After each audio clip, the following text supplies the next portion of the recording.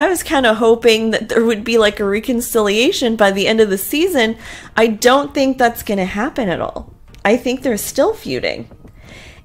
Okay, so let's talk about the episode description. So it's called Don't Put All Your Eggs in One Basket. And it says, Christine is excited to celebrate her first Easter since divorcing Cody.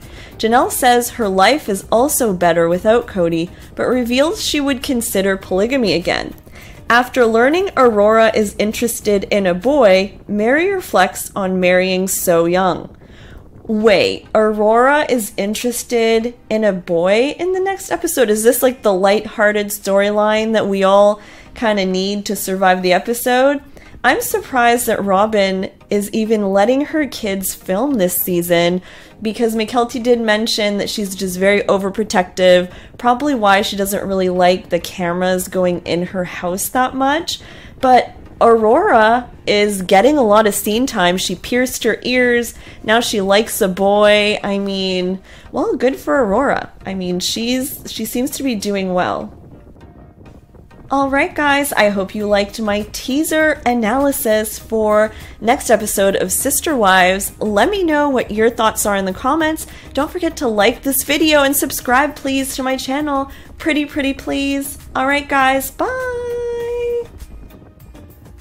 Here are the teasers for Sister Wives Season 18, Episode 9, and at the end of the video, I'll talk about Gwen not attending Christine's wedding and what Mykelti had to say about that. Before I start, please like this video right now and subscribe to my channel. In the first teaser, Janelle talks about how Cody is having trouble with his older kids. We all know that. Janelle says that basically when they were younger, the kids didn't question anything, and now that they're grown and they question things, it's hard for Cody. I think that Cody forgot that kids still need a dad after 18. It's weird. Robin says that Cody's relationship with the older kids were really good before the pandemic. Actually, she says with a lot of them, so not all of them. I don't know. She's essentially blaming Christine leaving for the demise of his relationship. Season 18, Episode 6. They're really good. And guess what? There are four teasers, guys. I'll also talk about the description for Episode 7. Teaser 1. Cody and Janelle meet for the first time since their big Christmas fight where Janelle told Cody, F you, and they're back at the same restaurant that Christine and Cody met at in Episode 1, so I don't know if that's a good thing or a bad thing. It's the Mexican place with the red walls. This teaser is from People magazine, and it starts with Janelle basically saying that Cody needs to be a man and stop saying that the relationship is crap because Christine left. This is a new outfit for Janelle, by the way, in her confessional, and from the sounds of it, it probably was filmed after she left Cody because the gloves are off in this confessional. She says, separate your relationships and pay attention. The awkward silence at the restaurant is so deafening and cringe. It's so awkward. Janelle says that she wants to stay separated for now. Cody is shocked for some reason. She does offer the idea of counseling and says that she's not throwing in the towel yet, but she wants to be separate so she can clearly think about what she needs out of the relationship moving forward. And then Cody goes on the same old tangent about how Christine blindsided him. And Janelle says in her confessional she's not buying that because she says, and I quote, he's been telling me for years that he wasn't attracted to Christine and that he was struggling in their marriage. Janelle says, I would have left his ass the first time he said that to me. Boom! I love this new confessional vibe for Janelle, honestly. She's way more aggressive with it, let's say. I mean, staying in a relationship where your husband is literally telling the world and other wives that he's not attracted to you, I can't think of anything more degrading. It's beyond. I mean, come on. Anyone with self-respect would have left. Cody can't say a thing. And by the way, Christine is so pretty. I think she's gorgeous. Is the second oldest son in the family. He is Janelle's son with Cody and Logan's little brother. So Hunter's pictures on his Instagram either feature his family or his girlfriend Audrey, which tells you a lot. He's been with her for a while, actually. In one caption, he actually says, "Family is what matters most." And we also know that Hunter, I believe, lives in Vegas. He received his master's in nursing at Johns Hopkins University, and his picture is on the wall there, apparently. And he said, "My greatest and possibly only achievement over these past 2 years was having my picture displayed in the Johns Hopkins School of Nursing. Finally finished with my master's and blessed to say it is from basically the best MSN-MEN program in the US. Grateful for my experience and the people I met and knew along the way." I mean, Hunter's so smart, right? Like, he was also Logan's best man last year and likes to take pictures from, like, underneath where people kind of, like, are looking down. He's been to 2 weddings in a very short while recently, his friends and now Gwendolyn. So it's full-on wedding season, and it's super ironic to me that Hunter hated Vegas with a passion when they moved there, but that now he lives there now. So it's like a full circle moment. Remember that in, like, I think it was like season 3 or something, where he was like, they couldn't get through to him because he like hated Vegas. Anyways, that is it for now. Don't forget to like this video and subscribe to my channel. Thanks for watching my part 2 Sister Wives update for July 2023. Bye guys! This is a Sister Wives update for July 2023. Let's catch up with Robin, Cody, Mary, Christine, and Janelle. There's also big wedding news this month, and watch until the end for my hot take on the Sister Wives Season 18 teaser that was just released. So let's start with Robin Brown, because you may be wondering, like me, where the heck is Robin? A source told The Sun that Cody is actually blaming Robin for his separation. Season 18, episode 6. They're really good. And guess what? There are four teasers, guys. I'll also talk about the description for episode 7. Teaser 1.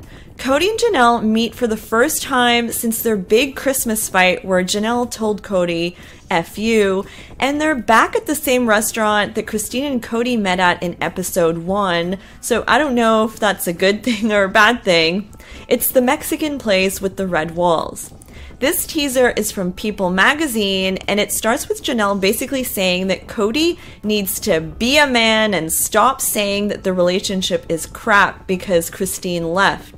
This is a new outfit for Janelle, by the way, in her confessional, and from the sounds of it, it probably was filmed after she left Cody because the gloves are off in this confessional. She says, "Separate your relationships and pay attention." The awkward silence at the restaurant is so deafening and cringe. It's so awkward. Janelle says that she wants to stay separated for now. Cody is shocked for some reason. She does offer the idea of counseling and says that she's not throwing in the towel yet, but she wants to be separate so she can clearly think about what she needs out of the relationship moving forward. And then Cody goes on the same old tangent about how Christine blindsided him. And Janelle says in her confessional she's not buying that because she says, and I quote, "He's been telling me for years that he wasn't attracted to Christine and that he was struggling in their marriage." Janelle says, "I would have left his ass the first time he said that to me."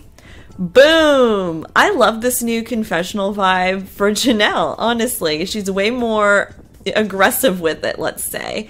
I mean, staying in a relationship where your husband is literally telling the world and other wives that he's not attracted to you, I can't think of anything more degrading. It's beyond. I mean, come on.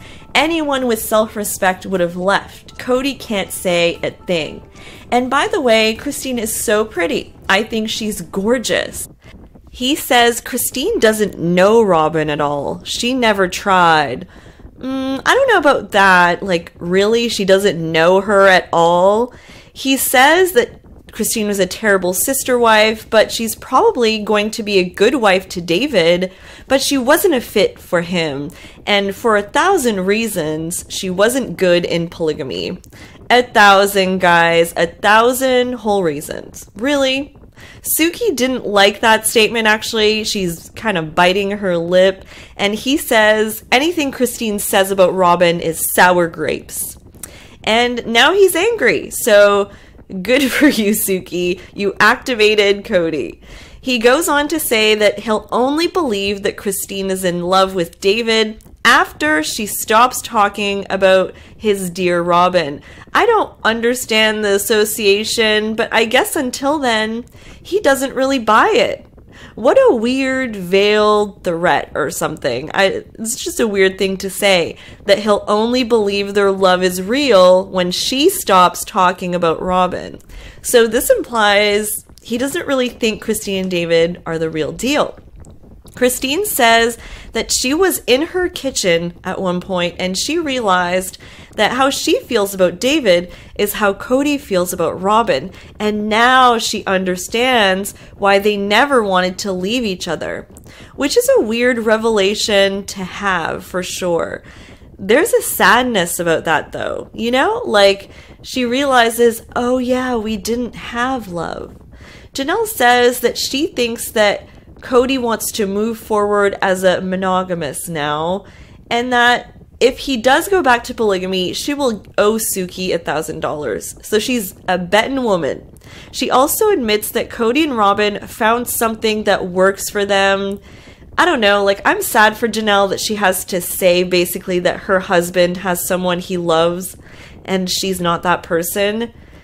It's sad. Do you guys think here she is alone, her husband is in love with someone else, and she appears to be fine with it, but I'm sure she's lonely, and not to mention, Cody's not exactly helping her a lot with the kids, so she's alone in that too. And that sucks. Mary clarified her sexuality, and Cody's probably not having a good month, just saying. So let's start with the fact that David mocked and threw shade at Cody by throwing Christine a nacho birthday party. So you guys may remember that 10 years ago at a Sister Wives Tell-All, Cody said that he was straight up disgusted by Christine eating chili nachos in the backseat of his car before they got married. And he was so grossed out that he almost called off the wedding because of the whole thing. There's this disturbing clip on YouTube about it, and you can tell that Christine was really embarrassed and hurt at the time when he was saying this. Well, David, Christine's new fiancé, did his research and took a shot at Cody by hosting a nacho birthday party for Christine. He even hung little nachos on the wall, guys, and said, "Happy birthday! I love eating nachos with you, my queen." Oh, the shade. Maybe I'm reading too much into it, but I think he means that, like, you know what? He does not care if she eats nachos or not. She's beautiful regardless. And yeah, another knife in the kidneys for Cody, probably. And something tells me, just kind of based on this, the subtle shade, that David and Cody probably won't be hanging out anytime soon. Not sure if they're going to interact on the show or how that's gonna go. The nacho event was for Christine's birthday, and her daughters also brought their mom out. Looks like it was Isabel and Mykelti were with her, and then she blew out her candles at the restaurant. Christine turned 51 April 18th. Her zodiac sign is Aries. Fun fact. This was a huge, huge month for Christine. I cannot emphasize this enough. Her life is on a fast track. She got engaged to David after months of dating this month. They bought a freaking house together in Lehigh, and their wedding is probably going to happen very soon. I've seen reports that it's possible that most of the family, including Janelle, found out online that Christine was. Tony says that the fact that they'll still get together for big family events means there's hope or something, and that there's something there, quote unquote. And they count down, and Mykelti basically blasts herself with blue in the face. It actually looks painful. I was worried. She looked blinded for a second there, but 2 boys, and that's super exciting. Cody makes sure to say he'd be just as excited if they were 2 girls. I don't fully buy that though, because Cody, to me, always kind of favored boys, maybe. He then says, "I see a bad moon arising." You know, like the song. Anyways, if you know that song, I mean, everybody knows that song, but bad moon arising. I don't know if that was the right thing to say in this moment. The joke does not land. Some people kind of laugh awkwardly, like Hunter here, and Cody admits that the whole thing is just bittersweet. Next teaser, Christine admits that Cody was the first boy she ever kissed, and that actually her first kiss was after they got married, which is probably why she got mad when Cody and Robin sealed their engagement with the kiss in season 1. Do you guys remember? Christine did not appreciate that. Probably because, you know, Cody probably made this rule for her that they wouldn't kiss. And Christine is now brave enough to think, you know what, maybe dating could be good, but also admits that she doesn't really go out or anything, so, I mean, how is it gonna happen? Tony proposes. Tony is so funny in this scene, though. His advice is like just classic. He says that maybe she should call herself Tina on the dating apps. And Mitch is concerned about the types of people she could find. And he thinks it should be farmers only. The husband's chiming in is just everything here. I mean, Tina? Really? And this is Isabel's goodbye dinner or something, and Mykelti and Tony say something like Christine should get reacquainted with her body because it takes practice. I mean, really? I mean, they mean well, but I guess they're just really comfortable just blurting things like this out on national television, telling their mother have, you know, a wide ranging of opinions about things. I mean, in such a big family, there's bound to be very different views on everything and different lifestyles, and the Browns are no different.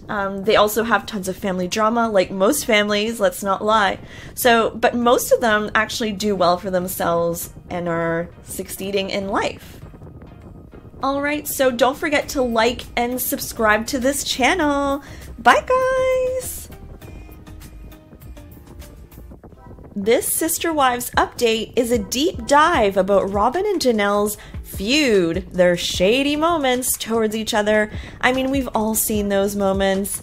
Although things seem much worse between them last season, they've always had a tense relationship full of subtle shade, almost like frenemies. Let's start from the beginning. In the first few seasons, Janelle seemed pretty icy about Robin. She was most worried about the fact that Robin didn't work and that now their finances had to go even further to support her and her 3 kids. That was a whole episode they did on finances, and that was a very Janelle thing to worry about. Let's also not forget that they had struggled pretty bad with finances in the past. Mykelti even said that when she was little, they would basically eat food scraps in Wyoming, or bread scraps or whatever. But overall, we saw Janelle kind of try with Robin in the early years. She seemed to just kind of like go with it, but wasn't like super eager to be BFFs or anything.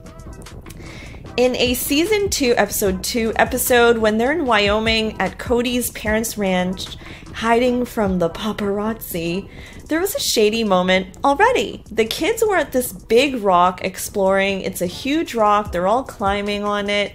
Robin's yelling at her kids, "Get down! Sit down!" And Janelle says she was trying not to laugh at Robin. She clearly was judging her, and Robin says she's tired of being the referee and that the other wives don't care unless the kids are bleeding. So clearly just different approaches and some shade thrown. When Robin announced that she was pregnant, this would have been with Solomon in Vegas, Coyote Pass. Seems like still to this day, and about 5 years after they moved to Flagstaff, nothing significant is built there, and the whole thing has just, in my opinion, just fallen apart in the saddest way. Hopefully, they address this on season 8 and we find out the fate of the property. Coyote Pass is just sitting there, and literally, we've been watching 4 seasons of Coyote Pass storyline, perhaps for nothing, who knows. I feel like they're not selling it yet because maybe it's embarrassing, quite frankly, and it's just so depressing that their dream, might be done on that property. So who knows what's going to happen. Stay tuned, everybody. There's also the controversial fact that perhaps Robin just owns a bigger cut of land. Yes, that's right. Not only is Robin the favorite wife, she also seems to have the most assets of any wife on Coyote Pass. This was reported by multiple blogs and I believe Celeb Talk Guy, who had done a divvy up of who owns what. And after Christine left, apparently the stat that was reported was 52% owned by Robin, which kind of seems crazy because not only does she then have $1 million house that the wives basically help pay for, and it's crazy that she also has the most assets on Coyote Pass. Make it make sense, right? Doesn't that seem unfair to you? Let me know your thoughts in the comments. All right, guys, thanks so much for listening to my Coyote Pass update. Please don't forget to like this video and subscribe to my channel for more Sister Wives news updates, what have you. Bye, guys! This is a Sister Wives update for April 2023. Let's catch up with Christine, Janelle, Mary, and all the big family drama this month. So this month, Christine's fiance David threw shade directly at Cody. Janelle crashed Garrison's birthday party. Moments for July 2023. Hope you guys follow my channel, and also don't forget to like this video and comment below. Thank you guys. Bye! Hi guys, I have some breaking Sister Wives Coyote Pass news. It looks like somehow, some way, 2 plots on the land on Coyote Pass were actually paid off recently. Hell has officially frozen over. The Sun was the first to report this, and now it's everywhere. In an article by InTouch, it said, in addition to the plot of land in Cody and Janelle's names that was paid, another plot in wife Robin Brown's name was purchased for $170,000 was also paid. So, because of course he also paid for Robin's, right? Cody and the wives had originally bought the entire Coyote Pass land for $820,000 in 2018 when they super hastily moved to Flagstaff from Las Vegas. And ultimately, they divided the land in 5 sections after many painful to watch discussions about where each wife would build, and mostly about if Mary wanted to be in the trees or not in the trees, and even about if Mary could be next to the dirty pond. They literally talked about it all and argued for 3 seasons. And who can forget that time Cody had secretly made some draft or plan to have everyone live in one big house, and he tried to pitch it to the family during Christmas. It did not go well. It almost ruined Christmas, and Christine was the one who stopped that from happening entirely. On the show, they made it clear that they could not build until the land was paid off. This was a big barrier for them. And Janelle had insinuated last season that, because she does the taxes and the accounting, she saw that money was going to other places.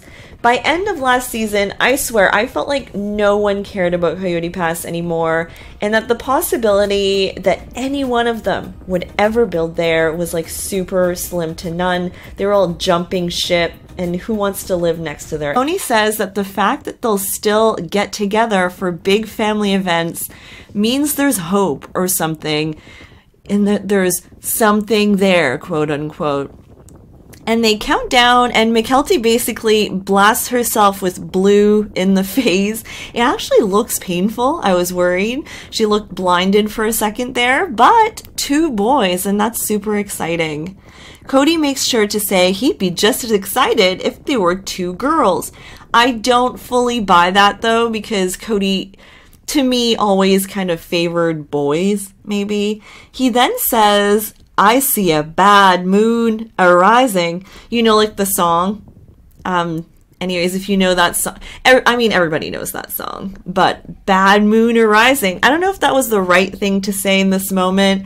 The joke does not land. Some people kind of laugh awkwardly, like Hunter here, and Cody admits that the whole thing is just bittersweet. Next teaser, Christine admits that Cody was the first boy she ever kissed, and that actually her first kiss was after they got married, which is probably why she got mad when Cody and Robin sealed their engagement with the kiss in season 1. Do you guys remember? Christine did not appreciate that. Probably because, you know, Cody probably made this rule for her that they wouldn't kiss. And Christine is now brave enough to think, you know what, maybe dating could be good, but also admits that she doesn't really go out or anything, so, I mean, how is it gonna happen? Tony proposes. Tony is so funny in this scene, though. His advice is like just classic. He says that maybe she should call herself Tina on the dating apps. And Mitch is concerned about the types of people she could find. And he thinks it should be farmers only. The husband's chiming in is just everything here. I mean, Tina? Really? And this is Isabel's goodbye dinner or something, and Mykelti and Tony say something like Christine should get reacquainted with her body because it takes practice. I mean, really? I mean, they mean well, but I guess they're just really comfortable just blurting things like this out on national television, telling their mother. Mary clarified her sexuality, and Cody's probably not having a good month, just saying. So let's start with the fact that David mocked and threw shade at Cody by throwing Christine a nacho birthday party. So you guys may remember that 10 years ago at a Sister Wives tell-all, Cody said that he was straight up disgusted by Christine eating chili nachos in the backseat of his car before they got married. And he was so grossed out that he almost called off the wedding because of the whole thing. There's this disturbing clip on YouTube about it, and you can tell that Christine was really embarrassed and hurt at the time when he was saying this. Well, David, Christine's new fiancé, did his research and took a shot at Cody by hosting a nacho birthday party for Christine. He even hung little nachos on the wall, guys, and said, "Happy birthday! I love eating nachos with you, my queen." Oh, the shade. Maybe I'm reading too much into it, but I think he means that, like, you know what? He does not care if she eats nachos or not. She's beautiful regardless. And yeah, another knife in the kidneys for Cody, probably. And something tells me, just kind of based on this, the subtle shade, that David and Cody probably won't be hanging out anytime soon. Not sure if they're going to interact on the show or how that's gonna go. The nacho event was for Christine's birthday, and her daughters also brought their mom out. Looks like it was Isabel and Mykelti were with her, and then she blew out her candles at the restaurant. Christine turned 51 April 18th. Her zodiac sign is Aries. Fun fact. This was a huge, huge month for Christine. I cannot emphasize this enough. Her life is on a fast track. She got engaged to David after months of dating this month. They bought a freaking house together in Lehigh, and their wedding is probably going to happen very soon. I've seen reports that it's possible that most of the family, including Janelle, found out online that Christine was for Robin this season. And there are a lot of looks throughout the years that Janelle she just can't hide it. I mean, it is what it is. And of course, Janelle threw shade at Robin at the tell-all this season, saying she's so tired of quote-unquote Counselor Robin. Oh, your pain, your pain. So yeah, it just feels like Janelle's even more angry at Robin for everything now. So it is what it is. The feud lives on. I don't think we should ever expect these two to be like friends or anything like that. And I hope you enjoyed my Sister Wives, Janelle and Robin in-depth report on their ongoing frenemy feud. Alright guys, thanks so much for watching the whole way through. Don't forget to like this video and subscribe to my channel for more Sister Wives content. Bye guys!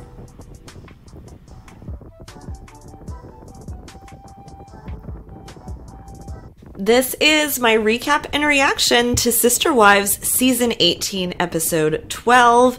In this episode, Christine throws a party, Janelle and Cody get awkward in her new apartment, and Mary turns her life into a tree metaphor.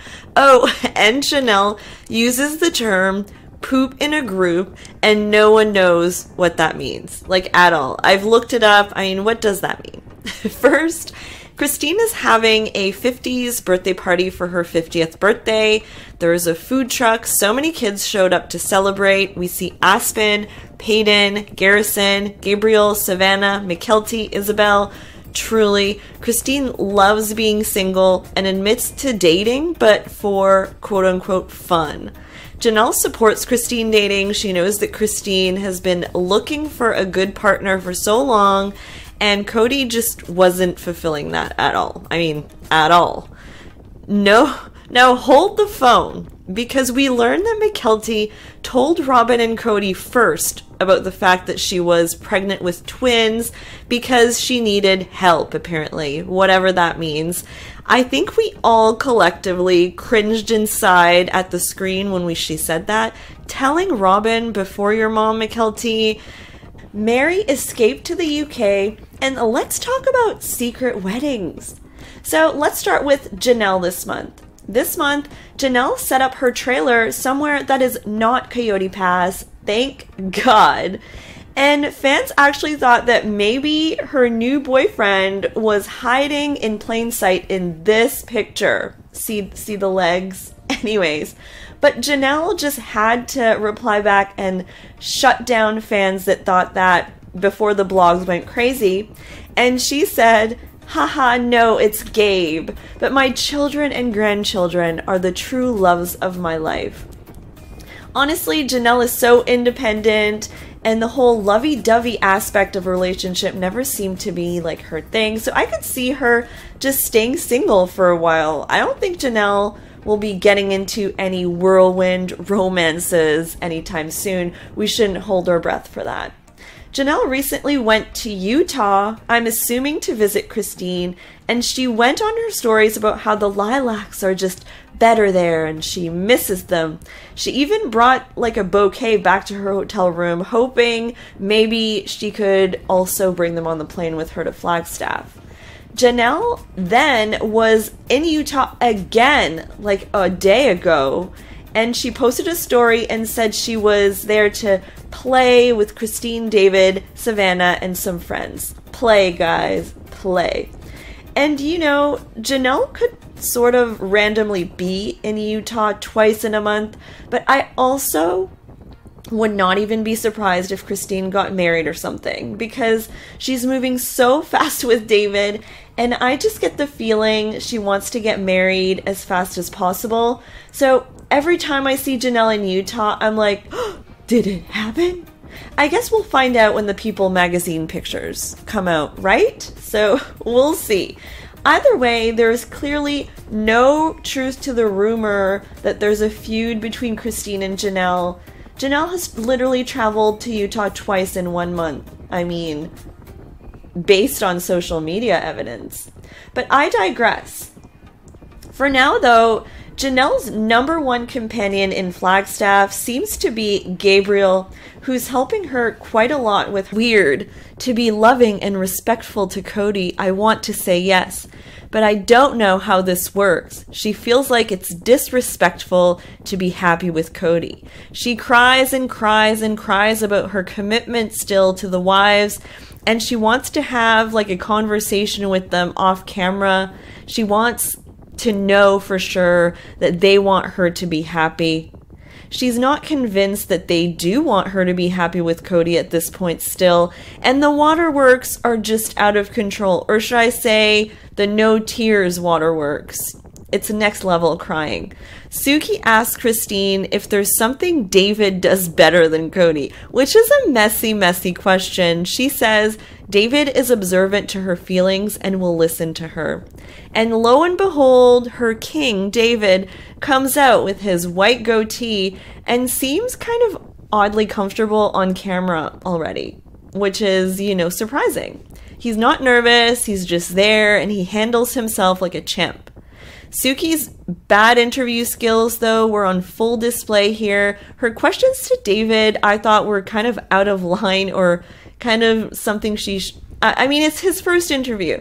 David says that he was married for 20 years, he had 8 kids, and she passed away, and then he started dating again. And when he saw Christine, he knew about her, so he thought, okay, I'll just give this a try. And his daughter thought that he was being catfished. So he had seen the show, so it's not the case that he didn't know who she was. David says that he brought her to see a play at one point, and her reaction to the play, it was Little Mermaid, was so sweet that he knew that she was special. Suki asked this dumb question about physical attraction, like, so, how's the physical attraction? Like, really, Suki? And then she asks, do you have a thing for blondes, David? Suki has just kind of reached a new low for me here. I don't know, I was just so irritated with her line of questioning. They show the scene where Christine says that she's looking for the anti-Cody, a bald man with tattoos and motorcycles, and that she was hurt that Cody wasn't attracted to her all these years. Still busy raising 3 very small kids in Utah. She has twin boys that are babies and a toddler, so she's understandably very busy this month and every month. But she has Christine close by to help her, and she's still super close with Aspen, her older sister, who lives nearby. Mykelti and Tony have a Patreon channel where they review episodes from season 17 and interviews. They interview some of their siblings, which is interesting, so she's taking a similar route to Gwendolyn, kind of more public, and she appears on the show a bit more too. So Savannah Brown, Janelle's daughter, youngest daughter, just went to New York City, and she had posted these pictures and said, the views from the Empire State Building couldn't be NYC-er, nicer. Love the play on words, nice caption, Savannah. So Savannah is such a pretty girl, and she's grown up so much, it's crazy. And I love how she has a voice. She's the one who basically told Janelle, like, no more RV, which, good for her. And now let's go to Peyton Brown, a somewhat controversial figure in the Brown family. So Christine's son, who never shies away from saying things publicly, went on TikTok live this month to divulge some interesting information. He basically said that he thinks his mom is rushing into things with David, her new beau, and that he told her just that. So at least he did tell her that too. He also says he doesn't think he's going to be close with David because they're both kind of standoffish. I know a lot of fans don't agree with this. I see it in my comments that Christine deserves love and that sometimes love happens fast, etc. But Peyton's statement made me think about what the other kids think in the family, or does anyone in the family agree with Peyton? Like, is it a bit rushed? So, love bombing is a real thing, guys. Anyways, I wonder if Janelle thinks it's rushed.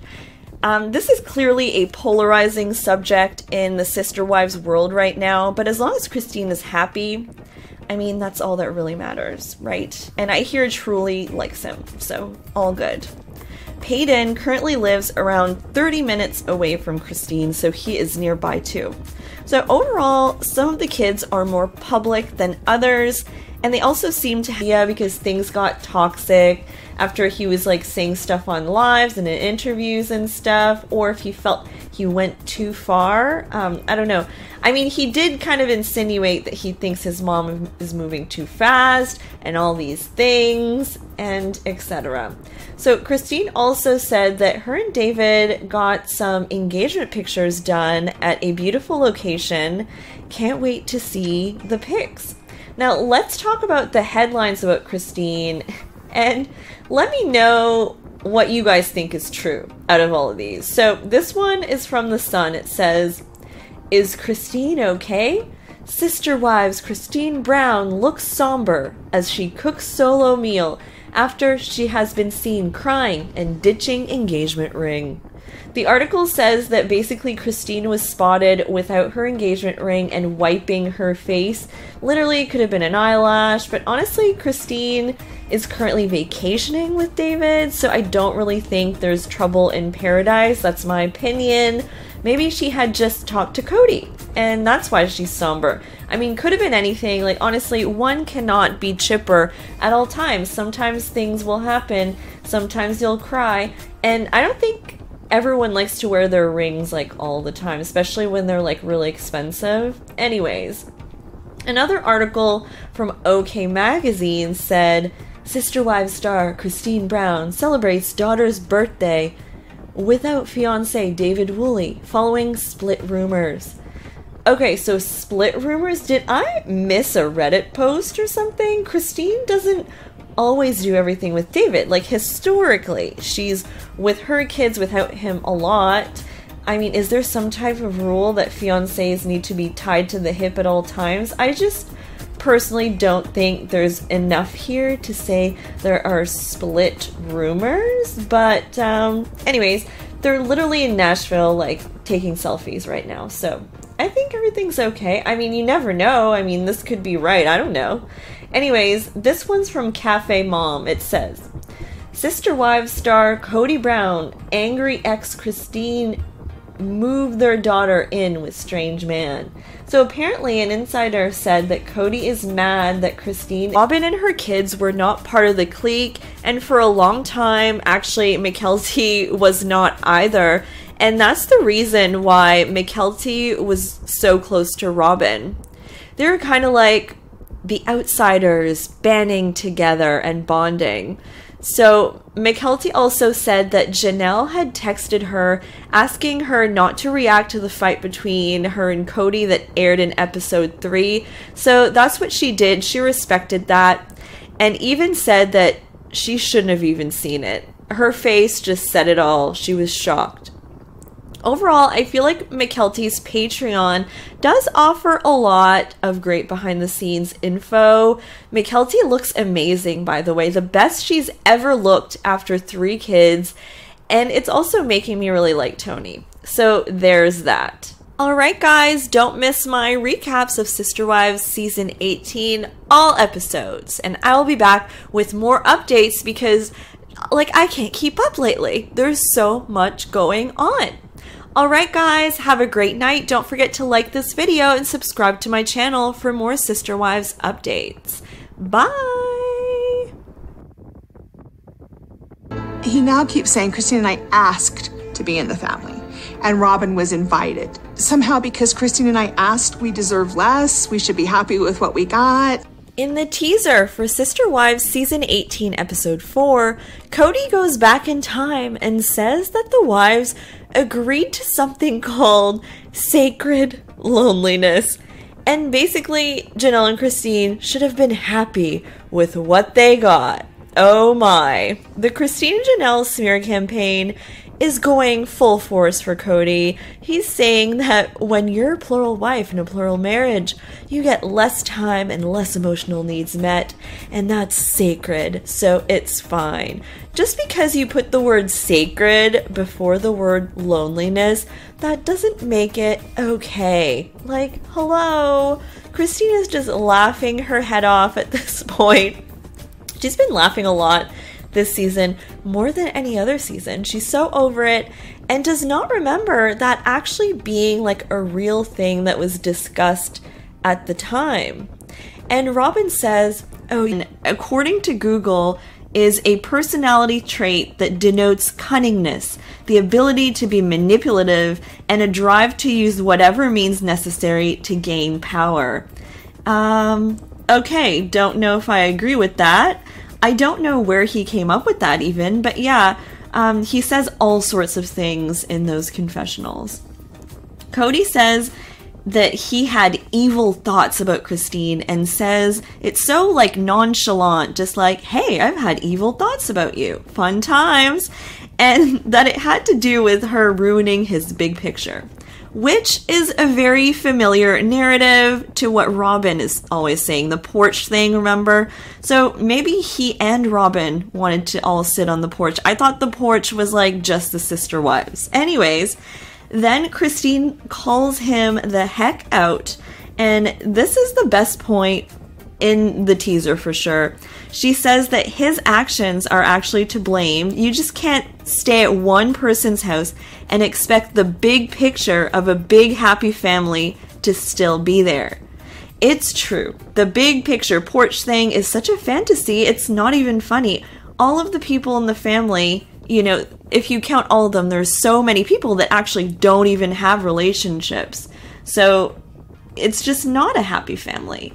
So here are the official descriptions for episode 2 and episode 3, which just dropped. So episode 2 is called Thanks for Nothing. And it says, Christine and Cody struggle to keep things cordial. Then, Cody regrets the family being separated at Thanksgiving, and Peyton updates Christine on a situation between the kids and Robin. While Aurora gets her ears pierced, Cody reveals part of his past. OMG, Peyton makes an appearance in this one. Did not see this coming. So I'm kind of excited for that. And we have not seen Aurora a lot on the show lately. So I guess, yeah, we'll just kind of see. I guess she's getting her ears pierced. That must be like the light segment in the episode. Episode 3 is called Throwing Stones in Glass Houses. And it says, Cody vents to his friends about his ongoing anger over his divorce. Janelle's son more, and most importantly, my wedding dress. Please reach out and DM me your info if you're in Utah, local designer, artist, or owner, and can help me with my wedding. So excited to plan this blessed day with David by my side. Anyways, so at this rate, I literally would not be shocked if the wedding is like next month or next week. Anyways, it's coming. I just hope Christine finds a wedding dress she likes this time, and that her wedding isn't sad like she described it with Cody. She deserves the best wedding ever. Such a whirlwind, guys. Seems like she's planning already. This wedding is imminent, and I'm sure will be filmed. I mean, they have to film it. And that begs the question, you know, who's going to attend?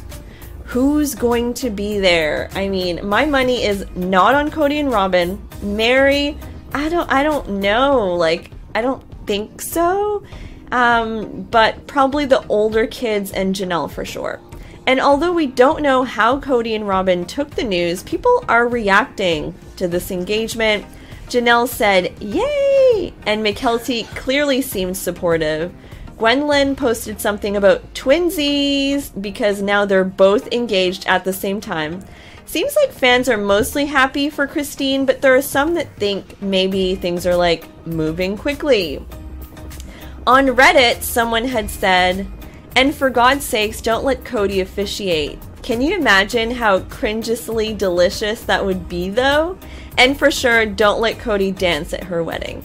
I mean, I like the Brown family dancing though, it's entertaining, but I really doubt Cody's gonna be there. That would be like almost like inappropriate, right? Everyone would be thinking like, knife in the kidneys. Anyways, someone else said, oh, I hope so. I hope they filmed him propose, film the wedding planning, film the wedding, and hopefully they get at least an 11-day honeymoon in a better location than San Diego.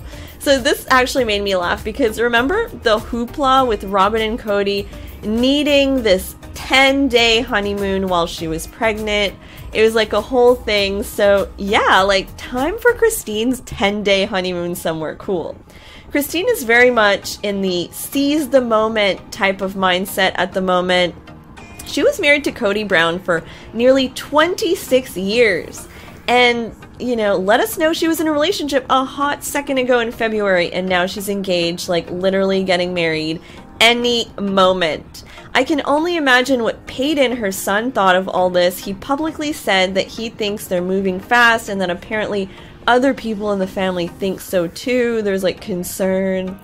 Anyways, everyone's happy for Christine, with some people just slightly concerned about how fast they're going and stuff. But from what I see in my comments, everyone's very supportive of what's going on, even though it is really fast. I mean, it's going to be good TV, right? Very good. Season 18, here we come, right? Alright, thanks so much for listening the whole way through, guys. Please don't forget to like this video and subscribe. Bye!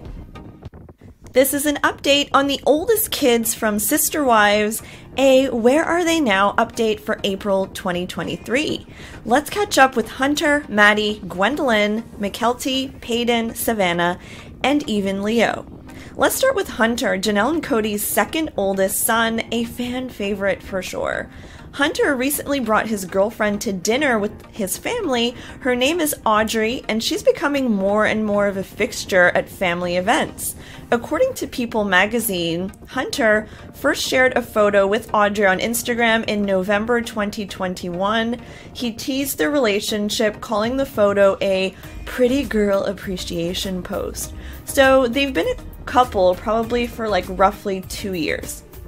Hunter is also local-ish, according to Janelle, and so he's able to join his mom and even Christine a lot more recently. He's officially adulting, guys, and you know what? Hunter always spoke his mind and famously called Mary and Robyn lazy on a camping trip in season 3. Do you guys remember? He was the one in the family who arguably adjusted the worst to Vegas. But regardless, he still succeeded in life. Hunter graduated with a master's in nursing from Johns Hopkins University, and it's ironic that Hunter hated Vegas because according to an article by Screen Rant, they seem to think that Hunter moved back to Vegas and works as a nurse there. That may be, I mean, that's great. Hallelujah. I mean, but at the same time, isn't it kind of like a tradition to see that happen? Honestly, maybe it would have pepped things up and made things less awkward. I don't know. Alright guys, thanks so much for listening the whole way through. I'll be back with more updates. And don't forget to like this video and subscribe to my channel. Let me know what you think of all this. Bye guys! This is a part 2 July 2023 Sister Wives update, plus a Hunter Brown update. This is what happens when the day after my July 2023 Sister Wives update, the whole family posts like a million pictures. So I have to do part 2 now. So Gwendolyn and B got married this weekend, and it resulted in probably an awkward party at a place called the Mayor Flagstaff, which has a rooftop patio. So the whole family was there, despite the crazy tension between some of them, minus 2 of Janelle's kids, Maddie and Savannah, who are in North Carolina, and Gwen's brother, Peyton. Mykelti's kids were basically the stars of the whole reception, literally going from arm to arm to arm. They were with Hunter, they were with Logan and Michelle, they were with Robyn and Cody, and they're just so cute. And in a way, you know, kids help bring everyone together. Logan and Hunter were competing for fun uncle status, I think. That's the vibe I get. Logan and Hunter are basically the MVPs of the family. I wonder what their relationship with Cody is. That's not really, like, public, but I could see them kind of siding with Garrison and Gabriel. All the wives were in one place, but Cody and Robin seemed to stay in the background, and they were not in a big family photo that was taken, but David was. We saw Robin in a video holding a child in the background. I think maybe it was Mykelti's daughter Avalon, and Cody is seen here, like, giving one of Mykelti's boys a bottle. So, yeah, he was just kind of like in the back, but he showed up, and showing up is important despite tattoo. Janelle is just not there yet, though. She says it takes a long time in plural marriage to get a release. What the heck is a release, and how long does it take to get one? I think she means like a real break off of her relationship. Savannah is right there during the whole conversation because, let's face it, the apartment is so small, you can't really have secrets anyway.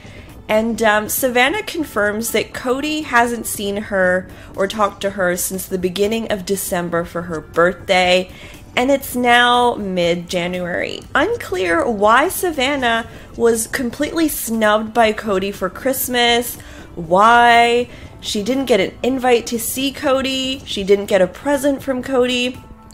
And Savannah says that she was sad at first, but now she's mad. Looks like Savannah didn't get a scooter, guys. And Christine is so pissed about the whole thing, and I don't blame her. Cody says that Christine and Janelle banded together, and he doesn't have the emotional fortitude anymore, and that the phone goes both ways. He said, I can reach out to Savannah eventually. It'll happen. Okay, Cody, call Savannah. I mean, that's so cruel. Her watching everyone get those scooters and everything. She didn't get anything, not even a phone call. It's terrible. Robin is driving up her van now, and she's coming over to Mary's house. They're still meeting outside for some reason, and Robin says that Christmas was crazy. She says Isabel, Mykelti, and Truly came over. Poor Mary didn't even know, so she's hurt by that. And Robin, as usual, just releases herself from feeling bad about telling Mary by saying she had no control, absolutely no control over what was happening. Whatever.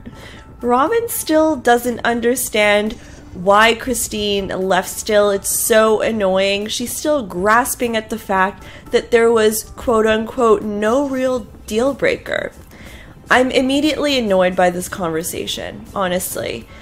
Janelle says that when they went public, it never really settled the same way as before, and they kept trying and trying, but it just always have, you know, a wide ranging of opinions about things. I mean, in such a big family, there's bound to be very different views on everything and different lifestyles, and the Browns are no different. They also have tons of family drama, like most families, let's not lie.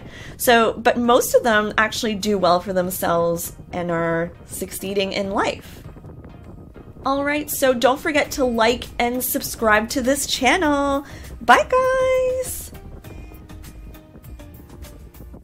This Sister Wives update is a deep dive about Robin and Janelle's feud, their shady moments towards each other. I mean, we've all seen those moments. Although things seem much worse between them last season, they've always had a tense relationship full of subtle shade, almost like frenemies. Let's start from the beginning. In the first few seasons, Janelle seemed pretty icy about Robin. She was most worried about the fact that Robin didn't work and that now their finances had to go even further to support her and her 3 kids. That was a whole episode they did on finances, and that was a very Janelle thing to worry about. Let's also not forget that they had struggled pretty bad with finances in the past, Mykelti even said that when she was little, they would basically eat food scraps in Wyoming, or bread scraps or whatever. But overall, we saw Janelle kind of try with Robin in the early years. She seemed to just kind of like go with it, but wasn't like super eager to be BFFs or anything. In a season 2, episode 2 episode, when they're in Wyoming at Cody's parents' ranch, hiding from the paparazzi, there was a shady moment already. The kids were at this big rock exploring. It's a huge rock. They're all climbing on it. Robin's yelling at her kids, "Get down! Sit down!" And Janelle says she was trying not to laugh at Robin. She clearly was judging her, and Robin says she's tired of being the referee and that the other wives don't care unless the kids are bleeding. So clearly just different approaches and some shade thrown. When Robin announced that she was pregnant, this would have been with Solomon in Vegas. Her in this one too much. Take a look and watch it. And this completes my Sister Wives update for June 2023. Love you guys. Bye. Okay, now really, bye. I'll be back with more Sister Wives updates.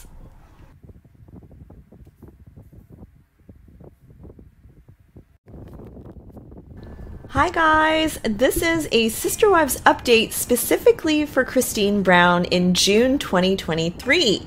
Let's see what Christine is up to on social media this month. I'll review her posts and let's review some headlines about her at the end of the video. Some are crazy. Christine is actually currently with her fiancé, love of her life, David, in Nashville for a Plexus convention.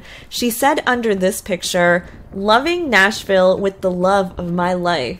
We're here for the Plexus convention." And again, she tagged #love of my life.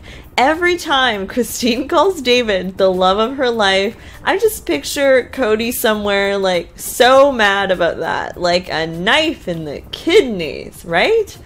Plexus is the company she sells for now with Janelle and Maddie. It's this like pink drink I see them holding all the time. And yes, I believe it's another MLM.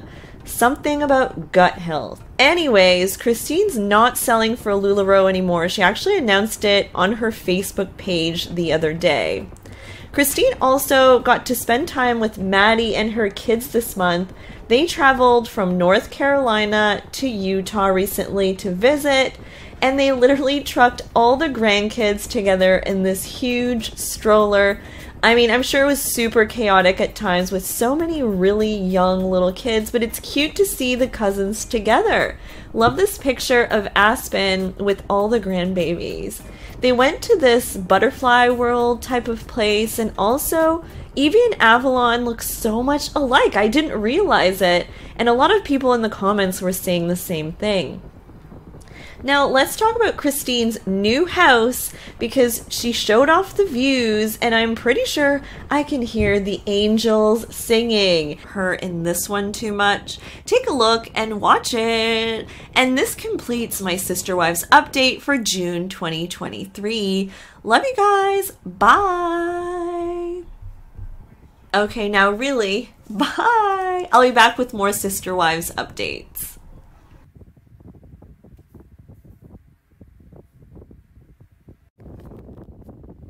Hi guys, this is a Sister Wives update specifically for Christine Brown in June 2023. Let's see what Christine is up to on social media this month. I'll review her posts and let's review some headlines about her at the end of the video. Some are crazy. Christine is actually currently with her fiancé, love of her life, David, in Nashville for a Plexus convention. She said under this picture, "Loving Nashville with the love of my life. We're here for the Plexus convention." And again, she tagged #love of my life. Every time Christine calls David the love of her life, I just picture Cody somewhere like so mad about that, like a knife in the kidneys, right? Plexus is the company she sells for now with Janelle and Maddie. It's this like pink drink I see them holding all the time. And yes, I believe it's another MLM. Something about gut health. Anyways, Christine's not selling for LuLaRoe anymore. She actually announced it on her Facebook page the other day.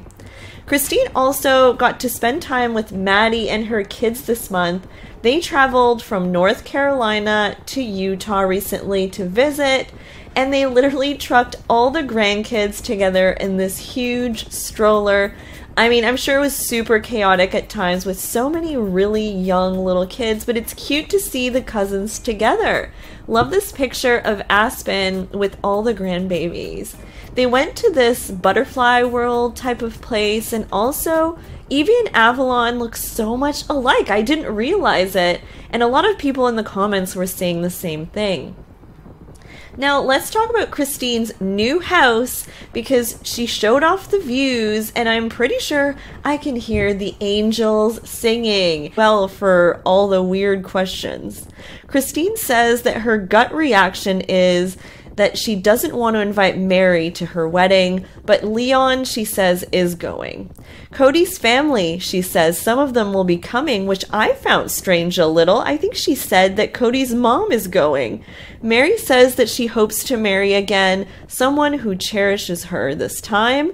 And Janelle ends the whole thing by saying that she probably won't reconcile with Cody. She can't see it. She still has high regard for him, but she doesn't really want to reconcile. And now we get into the final random question of the tell-all, who their celebrity crushes are. So here we go. Janelle's celebrity crush is Gerard Butler. Mary's celebrity crush is Matthew McConaughey. Cody says his celebrity crush is Sophia Loren since he was 6 years old. And Robin's celebrity crush revealed by Cody is Ryan Reynolds. He says, that's why I have six-pack abs to keep up with the competition. I don't know if he can keep up with Ryan Reynolds. I'm just going to put that out there. Sorry, Cody. It's not really a competition there. But anyways, guys, thank you so much for watching. If you're still listening, you're amazing for listening to all my rants about the tell-alls and for the whole season. I can't believe this is the tell-all finale, but there's more coming up. There's like these specials where I know like Robin like storms off and cries or whatever, and then there's the wedding special. So I'll be back with more recaps for that. But thank you so much for listening the whole way through, and I'll be back with more content. Bye, guys!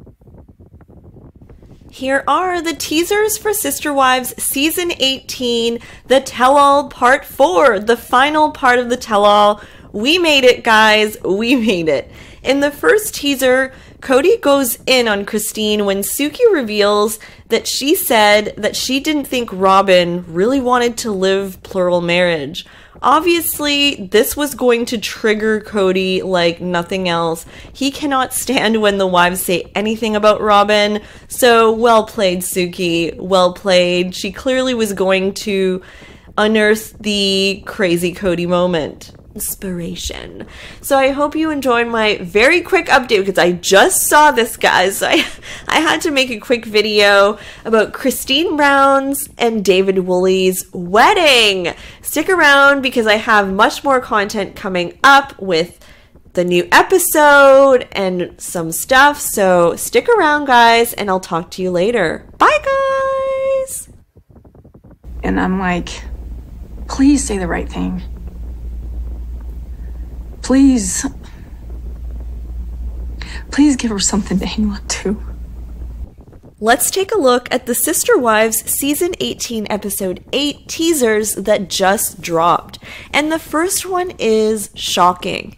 You won't even believe it. Things are getting weird over here. So Mary finally gets the nerve to tell Cody she's downsizing her residence in Flagstaff and moving her clothing business to Utah. She's super nervous because she suspects that Cody won't care, and Robin's in the background just hoping and wishing Cody doesn't mess this up and show how little he cares for Mary. So it's awkward. Cody's response to Mary is, "Cool. That's good, right?" And Robin looks like she did not like the way he just said that so nonchalantly. She cries in her confessional saying, "Please, Cody, give her something to hold on to." I mean, even if there's nothing to hold on to, though, the fact that Robin basically wants Cody to give Mary breadcrumbs of hope so she'll stick around, it makes me sick. It's terrible. Mary got a divorce for you, Robin. The least you could do is be real with her and let her know the real deal. Or as Robin would say it, the real deal. But that's not all. In an unexpected twist, Mary notices something on Cody's hand that she can just not bring up. So remember that the family used to wear Claddagh rings, and this was their whole thing, and she tells him, "Sorry, I'm distracted by your ring. That's a different ring." And things get tense. I don't think anyone expected her to say that. Robin says, "That's a cool ring, right?" It's awkward, and no one's good from that too. Please bring Mary into the spin-off conversation. And finally, an E!News teaser. They released a clip showing kind of the beginnings of the Janelle and Cody big fight scene. We're all definitely tuning in for this in episode 3, and the conversation is a lot about the boys, and Janelle is really standing up for herself here. She's triggered by Cody putting the blame on her and explicitly telling her, "This is on you, Janelle," which is of course not true. So Janelle says that Cody should call the boys and talk to them. Why is he putting her in the middle of everything? She says he's the parent too. Cody says the phone goes both ways. Okay, but I mean, Cody's the parent. I would not expect my kid to call me to resolve things. That's kind of weird. Janelle says, "You always flip these things on me." And he says, "It belongs on you, Janelle." Oh, dang. Janelle was not ready or did not want to accept that at all. She then says, "Why does it belong on me? Why does it belong on me?" Oh no, you can see things are going downhill from here. And he says, "Because you didn't support my stand when we had the virus rules." I mean, biggest eye roll ever. This again? Can we not about the rules? I just cannot. The dang rules about wiping your mail. I mean, come on. Janelle says that he had told her at the time to choose her loyalty or she wouldn't have a husband. So she says, "What am I supposed to do? Choose between you and my children?" Cody says, "You're gaslighting me." And Janelle says, "No, you're gaslighting me." Gaslighting is such a buzzword right now. I don't even know. And Janelle is like, whatever I did, it just was not good enough. And then that clip stops, but we know things escalate, and I can see how. Now it's another clip. Okay, so there's so many teasers, it's really hard to keep track, but there's actually a clip posted, I think it's on another website, and then it links to a TLC clip where Cody says store to try things on. She also wants an industrial vibe. Cody's visiting Janelle's new super nice apartment with the nice kitchen. Cody says that he's asked Janelle to reconcile, and she just said, not really. He thinks it's possible that he's excited for her not to want to reconcile, but he's not sure or doesn't want to say it on camera. Cody, however, did start to step up for Savannah. He says their relationship is sweet. And Janelle's like, when he walks through the door, her reaction is like, ugh, oh, he's here, better get up. She tells him this is probably the best place she's had in Flagstaff so far, and it looks really good. Cody then goes on a tangent about how his wives were always like, pick me, do something for me. He said it doesn't feel like he'll be living here with her, and there's no room for him, and he says he doesn't even know why she's showing me this, except, oh yeah, our daughter lives here. So we learn that Janelle's new apartment is now bigger than the plans she has for her house on Coyote Pass, which they call a casita. It's like a garage with like a little apartment on top. They talk about how Cody thinks the casita should be bigger, but like, who else is shocked that she even wants to build anything on Coyote Pass? I mean, me? What? She's still building on Coyote Pass?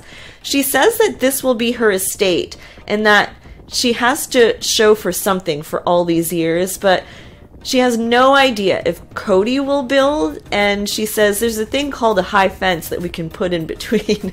Imagine Cody and Robin's house and Janelle's house with a huge fence in between. Like, what a sad sight, honestly. And in the apartment, the whole situation is just awkward, and they quickly run out of things to talk about. They just say, like, that's cool, that's really cool. He talks about how the countertops look different, and Cody's like, I'm not even welcomed here, I think. Janelle's like, you know what, this apartment's dog friendly. I mean, I thought for sure they were going to switch to talking about the weather at one point. It was so painful. Cody says, I have a whole life outside of Janelle and Savannah, but I don't talk about that with them. Janelle says, Garrison says that the text thread was the point where they stopped caring, and Gwen is like, if we had a face-to-face with Robin, she would probably manipulate us and cry. Okay, so it's getting savage. There's a lot of, like, I think they might be showing them these scenes in confessionals, and they're just, like, fighting back. And on that note, it's Avalon, Mykelti's daughter's birthday. They just shoved that scene in there, and her party is at Robin's house. Cody just loves how Mykelti is warm to them. Apparently Tony loves Robin, they're connected, and they get each other, and I had no idea about this. And Robin says he's a good kid, and they start talking about how Robin saved Mykelti from her siblings being mean to her or something like that. But again, we've heard this before. This is not a new fact. Christine's Flagstaff friends now are celebrating her ex-anniversary with Cody. It would have been married since 1994, so I mean almost roughly 30 years. These are moms that she had met through Isabel, and Christine says you have to find a new identity when you're divorced, and it's super important to find good people. Cody calls in the middle of the conversation, which is super weird because it's their anniversary and he obviously knows that. And she goes on for a little bit about how, you know, she's a big fan of divorce. She says, like, basically, if you think you need to divorce, do it, you know. She highly recommends it. And I think Christine feels liberated. It's almost like she was in a prison and now she's free. Like, it just, for her, definitely was a good experience to divorce. The nosiest friend at this dinner asked Janelle how she is hearing what Christine is saying. And Janelle says that it does not bother her. She doesn't care, and she doesn't feel much loyalty to Cody right now. Janelle tells them that things are pretty okay with Cody. She just met them, and she's just not the type to, like, spill the beans, so she's definitely holding back. And Christine says that her tipping point was that he wasn't being a good dad to her kids. Cody says in a scene that Christine basically forced herself in his life, and he does say so, all in like these Spanish style rentals far from each other but within the same school district that they liked. That's how they chose where they wanted to be. And the teenagers, and probably especially Hunter, really struggled to adjusting to Vegas. So it's super ironic that Hunter is living there now as an adult working in healthcare. Fun fact. So eventually, a huge storyline was that they were trying their best to build new houses for every wife on a cul-de-sac, and getting approved for the mortgages was like no joke, because it was nerve-wracking, especially for Robin, because she had accumulated some debt coming out of her last marriage. But they did actually get the new houses built, and they were thrilled. Like, this was like peak happiness. Mary got her wet bar and thought she had the best kitchen. They were in a gated community, and apparently Robin had a trampoline and playground in her backyard.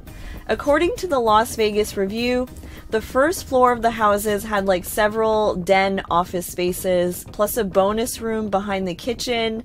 The master suites were mostly like on the first floor, and all the other bedrooms were on the second floor with 2 bathrooms with full baths. So the houses were beautiful. It was a huge upgrade from wherever they had ever lived before. The family seemed to have a lot of great years in the cul-de-sac in Vegas, but Cody got the itch, seemingly out of nowhere in 2018, to move away and get away from Vegas, the place that he had pitched so well as like a fun place. Yeah, he was not enjoying anymore. And the wives weren't really on board initially, given that they were so settled there and that some of their kids were in the middle of their high school years. So he changed their mind, and they ended up buying the Coyote Pass property in Flagstaff, Arizona. Yes, despite the real estate agent telling them that the coyotes that go there have the plague. I mean, they loved the pond for some reason, saw the angels singing, and just went for it, selling their homes in the nice cul-de-sac that they had tried so hard to get, and moving once again into rentals far away from each other in Arizona until, you know, whenever. Number 4, Christine said that before Robin, she wasn't really ever jealous as much. She didn't mind when Cody was with the other wives. She liked it when he was with her too, and Cody was way more fair with his time back then. It's afterwards that, and she says he did go to her house on her nights, but after 6 p.m. But that's not the whole day, and they would see his car at Robin's house in the cul-de-sac. So really, Christine got only 12 hours of her full day. And Christine would get so mad in the cul-de-sac because let's say it was a Saturday on her day and he's not working, so why wasn't he with her the whole day? Why is his car at Robin's? It would drive anyone crazy.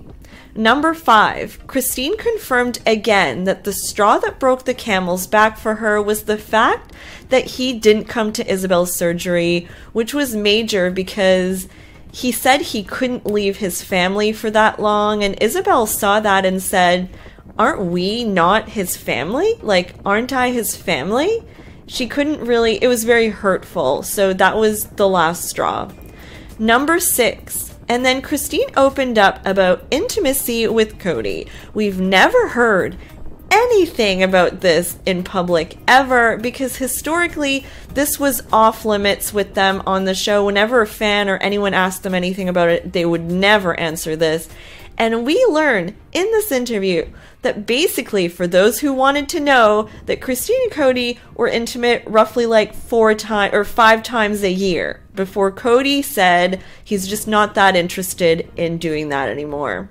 That's like once every few months, just to give an average or something, which I thought is interesting, you know? I mean, that's not a lot. Number 7, Christine's response to Robin wanting an off-camera conversation to let her know they want them to be happy. I mean, this was from the last part of the tell-all. Christine saw that and says, "Oh, Robin wants us to go, 'Your Majesty, you may have him now.'" And it's never going to happen, guys. It's never going to happen. There's just no way. Bam. Bam. Direct shade right at Cody. Now it gets even darker, believe it or not, with Cody literally saying something he probably should have told his therapist, not national television, but he wonders what happened to him when he feels relief when a woman is leaving him. He says he just wants to be a DICK for a little bit, and he has this big urge to be mean, and he's fighting it.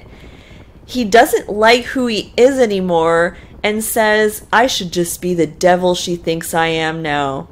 He says that he's thought about running away, changing his name, and starting over, but he says that his 2 younger kids love him back, and that's what's stopping him. The fact that he says only those 2 younger ones loving him back are stopping him is scary. honestly, because he has so many other family members. Like, what about them? Mary says, I think he regrets marrying me and Christine. Not sure about Janelle. I mean, that is such a sad thing to say. I wonder if he told her that or something. Like, why would she just blurt that out, you know? Maybe, I guess it's her opinion. Christine and Janelle have their kids together in a vacation rental. There's like this moment where they're throwing snow at each other. Gabriel says, we have a whole relationship with Christine and her kids. Gabe feels like Cody and Robin didn't make enough of an effort. He feels neglected. And Robin flips it and says, while crying, Janelle's boys did not want to be around us. And that's heartbreaking. If I thought they were open to it, I would have pushed. Why not push anyway? Because that's just the right thing to do. Mykelti, Truly, and Isabel actually ended up going over to Cody and Robin's, and Mykelti apparently has made it clear that she's neutral, she's the bridge, so she probably brought her siblings over for a visit. I think they actually ended up sleeping over, but at least they did get some time with Cody. I don't know about Savannah, like, where's Savannah? She was a minor, and she didn't get her time with Cody. So that was weird. But anyways, that is my recap for season 18 part. Mary is steadily coming to realize that Cody isn't going to have the change of heart she had been waiting for, and makes a life-changing decision. Thank God. Lastly, Cody has been spending less and less time at Janelle's house, and after an explosive fight, she kicks him out. Well, it kind of looks like she tried to stop him, but I mean, I don't know if this is the fight they're referring to, but we all know what happens, you know. Hashtag separation. So, through their transparency and vulnerability, the Browns shed light on the hardships their family is struggling to overcome. Anyways, no surprise that Mary is now following Alex Scott on social media, a self-proclaimed narcissistic abuse healing coach on TikTok. Am I right? Anyways, lastly, the first episode description has also dropped, and the title seems to be No Such Thing as a Free Lunch. And it starts off with a bang, because it says, Christine has moved to Salt Lake City, but the fallout from her divorce remains. Janelle, Mary, and Robin struggle to plan the upcoming holidays as the family continues to be divided. Then, things get tense between Cody and Christine when they sit down for the first time since she left. I mean, why does the season always start with a tense sit-down between Cody and Christine? I'm emotionally exhausted already, but I can't wait to see this episode. I'm going to assume this is the holidays in 2022. Cross your fingers, people, that we're only like 6 months behind and not 2 years this time. I don't know. I guess we'll see clues during the season. More on this later. That being said, if you watched until this point, I have a secret for you. I just created playlists for every recap of season 17 and season 16 for people who just want to like quickly catch up before the new season. It's literally 8 minutes per episode, so it'll be like quick and easy to watch. And obviously, I'll be back recapping Sister Wives shortly. So guys, here's to season 18. Bye guys! Day she left Cody, kind of like a divorce party but different, and she's with Janelle and some girl friends. Janelle of all people. I think it's all single people and Janelle, who is still married to the person Christine is celebrating to have left. So it's kind of awkward, but good for Janelle. Janelle's not really saying anything, but she's supporting her like that, so that's awesome. Cody calls mid-conversation, and Christine cringes and doesn't answer. Cody was calling about Truly, apparently, he says, but it was just really bad timing. And Christine says that in her final anniversary with Cody, she'd actually told him not to call her. And Christine then goes on a tangent about how she recommends that anyone thinking about divorce should just do it. Like, just do it. She says, "You're already miserable anyway." So I don't know if that's good advice or not, but it just seems like things were so terrible between Cody and Christine. We didn't really know that because we weren't behind the scenes, but she came out of it and she's happy and now married and glowing and everything. But she was even happy single. And now let's talk about some pressing Sister Wives news from this week. Okay, so first of all, Gwen did not attend Christine's wedding. This was confirmed. Yes, this is controversial. Not attending your own mother's wedding is sad. A lot of people think it was because Peyton was there, but honestly, Mykelti says that she was shocked that she wasn't there. It's a big statement. And also, Leon was there, but Mary was not, which was also kind of interesting. According to People magazine, Mykelti said, "I honestly don't know. I don't know. Gwendolyn didn't tell me why she wasn't there, and when she didn't show up, it was kind of a shock to me. I didn't know she wasn't going to be there." Mykelti added that she ultimately thinks it's tragic that her sister didn't attend the ceremony, and she doesn't know what could have happened. "I don't know the reasons why. I don't know if there was there could have been an emergency, there could have been nothing, who knows." My first thought is, how does she not know the reason? Wow, like they're not close. Like really no one knew why? You didn't text in their covenant that if he didn't love her, he would let her go. Mary's like, what the heck was the agreement for me? And she says, "He did not care enough for me as a human being to let me know." And I know a lot of people will say, well, it was pretty obvious that Cody felt like that, but I also get that she was looking to hold on and honor her vows, and she just didn't see things like we all did. She still was holding on and add yard line and possibly demolish some parts of the home. In addition, the TLC personalities plan on making upgrades to the panels, water heater, and mechanical equipment. Also, one thing I did see in the article that was interesting is that apparently their house basically doubled in value from $890,000 to $1.8 million. I don't know who confirmed this or if this is even true, but if it is, that was actually a great investment, actually. So Cody wanted to buy instead of rent actually paid off in this case. I do not, mind saying that. Now, drum roll, please. Everyone is, I think, going to Madison's house in North Carolina for Christmas. And so Madison has been prepping her house, doing all this work on getting rooms ready. Madison is just working hard to get, everything ready so she can be the perfect host for the Brown Christmas. So we'll keep up with her Instagram. Hopefully they post a lot. They're fixing ceilings, painting. Obviously, I suspect there will be a lot of separate Christmas dinners. I imagine, there are a variety of feuds, so it's hard with so many people to keep the peace, apparently. But I suspect that most of Janelle and Christine's kids will be at Madison's, so let's stay tuned for some content for that. Alright guys, thank you so much for listening the whole way through. Please don't forget to like this video and subscribe to my channel for more updates. Bye guys!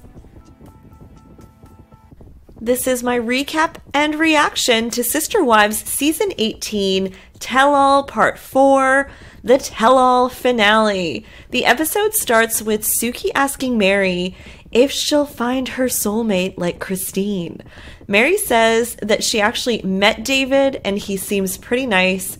They met a couple of times, I'm assuming to film something, and Janelle also confirms she's met David. They hung out, and the more she spends time with him, the more she likes him. She calls him a breath of fresh air.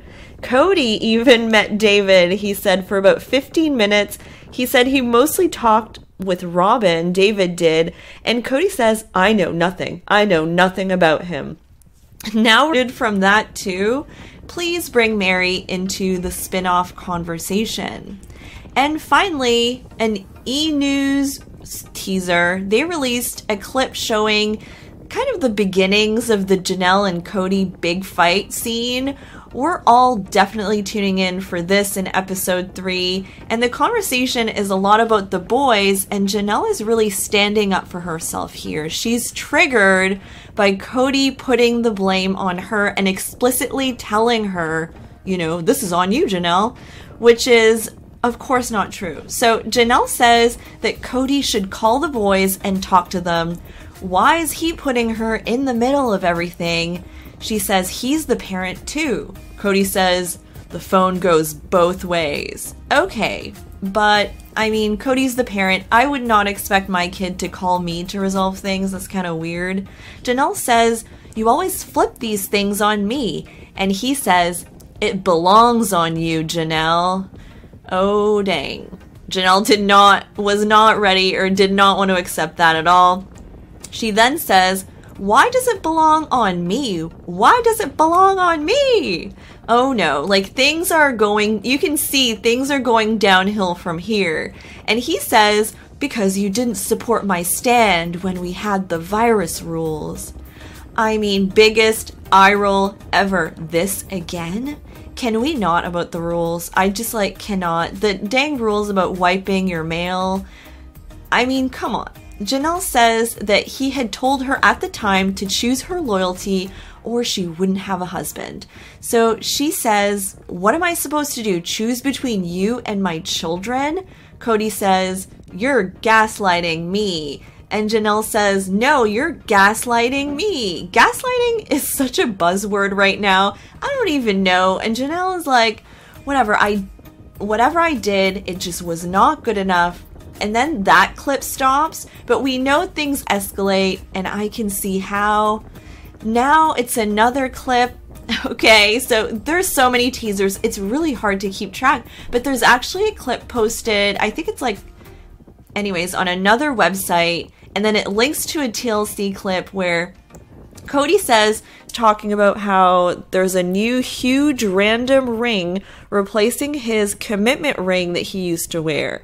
Mary says, I don't care if he bought it, if Robin bought it for him, if they bought it together, but they wouldn't go more into detail about the ring. It's weird, but I also don't blame Cody for not wearing a ring that he had 3 failed marriages on, so I get that, but it's a whole mystery. And in the new teaser from Us Magazine, Cody's confused about why Mary is moving her businesses to Utah and taking a room at her B&B. Mary doesn't understand why he even cares about this, and the clothes are actually going to go where her mom used to stay, so it's a non-issue. Mary says she does not want to leave Utah, and she says, I still have hope, okay? And Cody's not even offering an ounce of care. This was his face while she was saying that. And maybe I can't relate because I haven't been, married to someone for 25 years. But Mary, how long are you going to grovel and have hope over this guy? He's just not the same Cody as before. He's just not. Cody says that he feels like Robin is trying to play a role in him and Mary's reconciliation, and he's scared that if he abandons the other wives, she'll lose respect for him. So, abandon. Just him using that word. That's the realest he's been, right? Abandon. And of course, People Magazine also had a teaser, and basically Cody is taking Janelle out for her birthday, which is a big surprise because they haven't seen each other in 6 weeks or something. And seems like he may be making a play to make things good with her. And Janelle says it's better than staying at home and watching TV. But honestly, she does not think it looks good for them still. But you never know. Maybe they can be hit by lightning and live happily ever after, she says. Well, there's that. And Christine is actually super supportive. She says whatever makes Janelle happy, if that's going with Cody, or if that's being on her own, she'll support whatever Janelle wants, and that's a real friend, right? Sure. Number 4, Christine said that before Robin, she wasn't really ever jealous as much. She didn't mind when Cody was with the other wives. She liked it when he was with her too, and Cody was way more fair with his time back then. It's afterwards that, and she says he did go to her house on her nights, but after 6 p.m.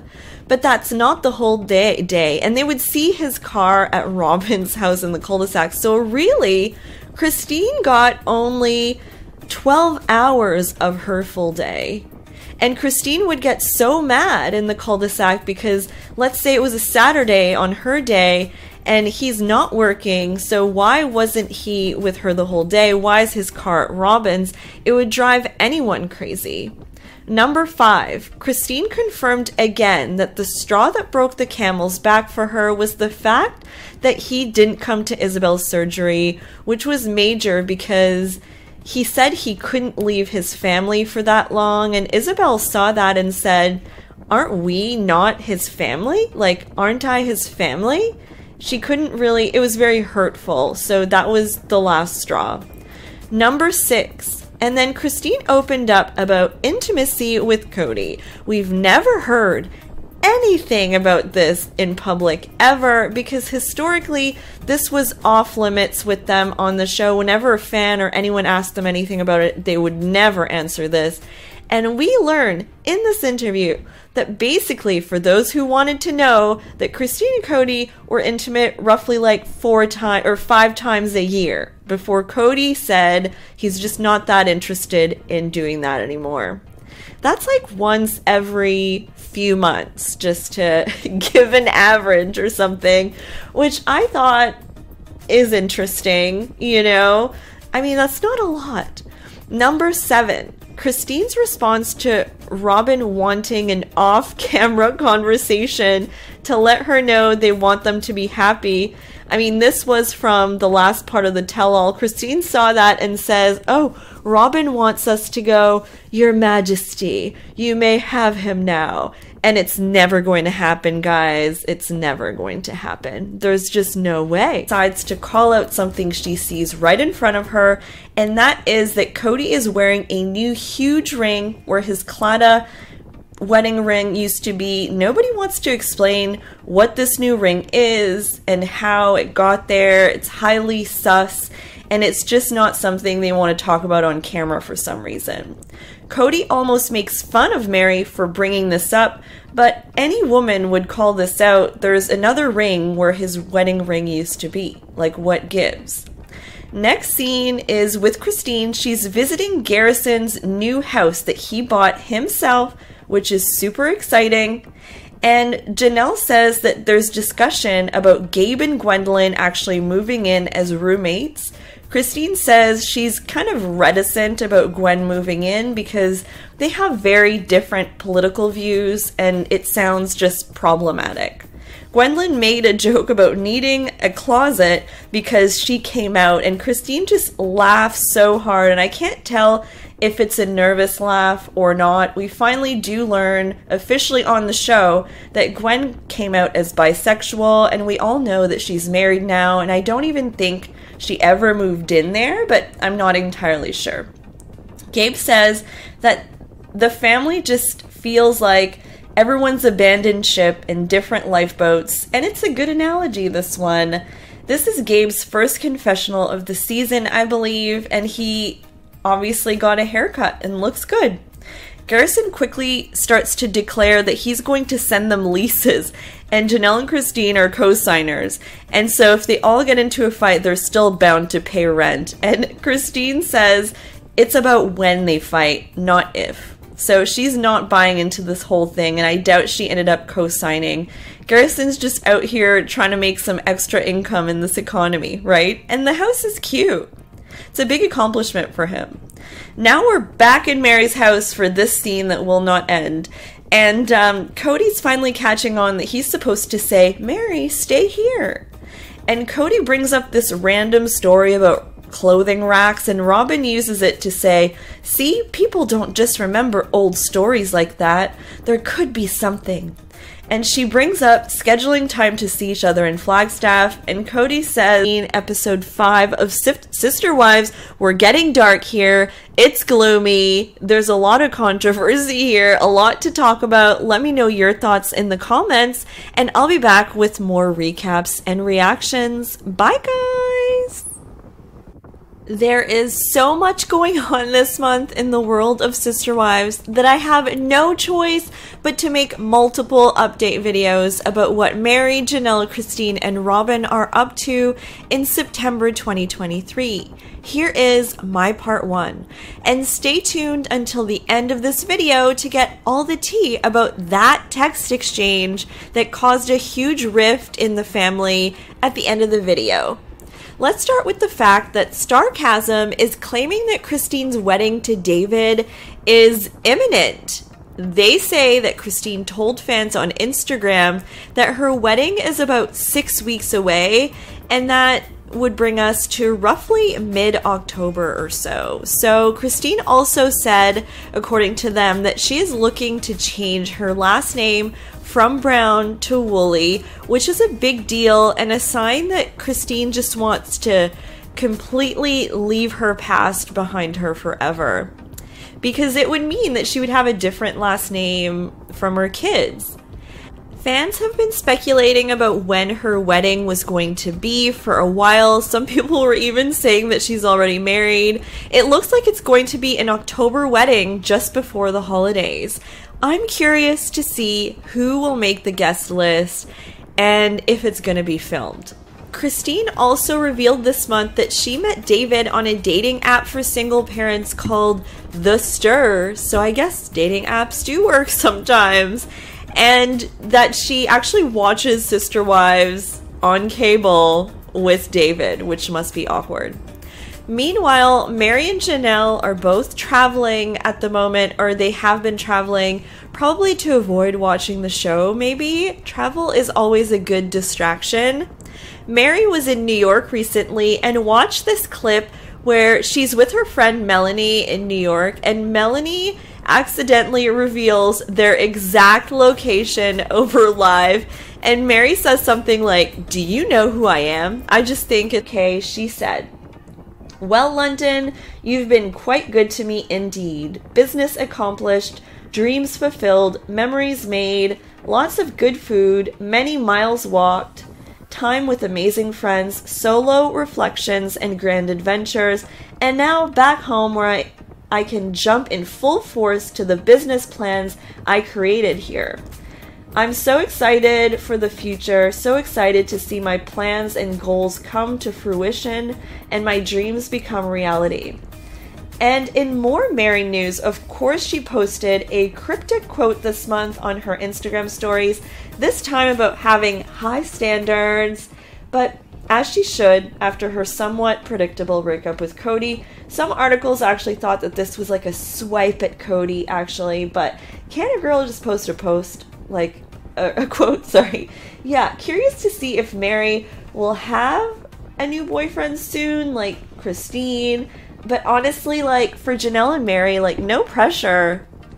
Like, there shouldn't be any pressure on them. They're dealing with a lot, right? So, yeah. Alright guys, thank you so much for listening the whole way through. Don't forget to like and subscribe, and I will talk to you soon. Bye! Meri Brown from Sister Wives has escaped the US and the drama, and she's enjoying a trip to London, England at the moment. This is where she is now, and she's keeping us updated on what she's seeing and doing while she's there. So this is a special behind the scenes update on Meri's trip to the UK. Seems like she's there for business training or some type of business retreat. You know, Meri's all about the money. Well, not all about the money, but her business. And she likes retreats, so it all makes sense, right? So let me show you what Meri has been up to in the UK on the heels of her big move back to Utah and her breakup with Cody. Meri flew to the UK through Heathrow Airport and let us know how excited she was about her trip. Honestly, she did mention it on her Fridays with Friends with Jen. She said, "Adventuring, it's what I love to do. Saying yes to seeing new places. Saying yes to meeting new people. Saying yes." Robyn and her kids were not part of the clique, and for a long time, actually, Mykelti was not either. And that's the reason why Mykelti was so close to Robyn. They were kind of like the outsiders banding together and bonding. So Mykelti also said that Janelle had texted her asking her not to react to the fight between her and Cody that aired in episode 3. So that's what she did. She respected that and even said that she shouldn't have even seen it. Her face just said it all. She was shocked. Overall, I feel like Mykelti's Patreon does offer a lot of great behind-the-scenes info. Mykelti looks amazing, by the way. The best she's ever looked after 3 kids. And it's also making me really like Tony. So there's that. Alright guys, don't miss my recaps of Sister Wives Season 18, all episodes. And I will be back with more updates because, I can't keep up lately. There's so much going on. Alright guys, have a great night. Don't forget to like this video and subscribe to my channel for more Sister Wives updates. Bye! He now keeps saying Christine and I asked to be in the family, and Robin was invited. Somehow because Christine and I asked, we deserve less, we should be happy with what we got. In the teaser for Sister Wives Season 18, Episode 4, Cody goes back in time and says that the wives agreed to something called sacred loneliness. And basically, Janelle and Christine should have been happy with what they got. Oh my. The Christine and Janelle smear campaign is going full force for Cody. He's saying that when you're a plural wife in a plural marriage, you get less time and less emotional needs met, and that's sacred, so it's fine.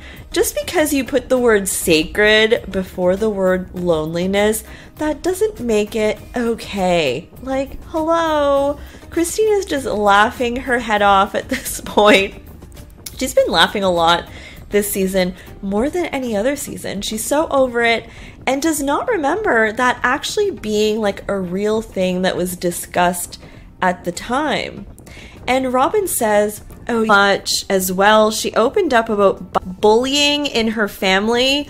Tony said that in Vegas, he had witnessed Mykelti being excluded a lot. Apparently, her 2 biggest adversaries in the family when she was younger were Leon and Madison. But later in life, they talked about everything and now have a great relationship.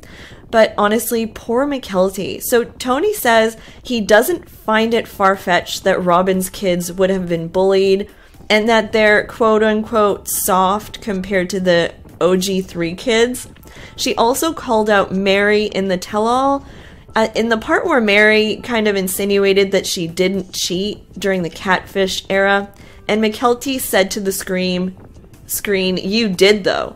She definitely considered that cheating in Mykelti's mind. So speaking of Mary, she just came back from Michigan where she spent Thanksgiving with her friend Blair and his family and friends.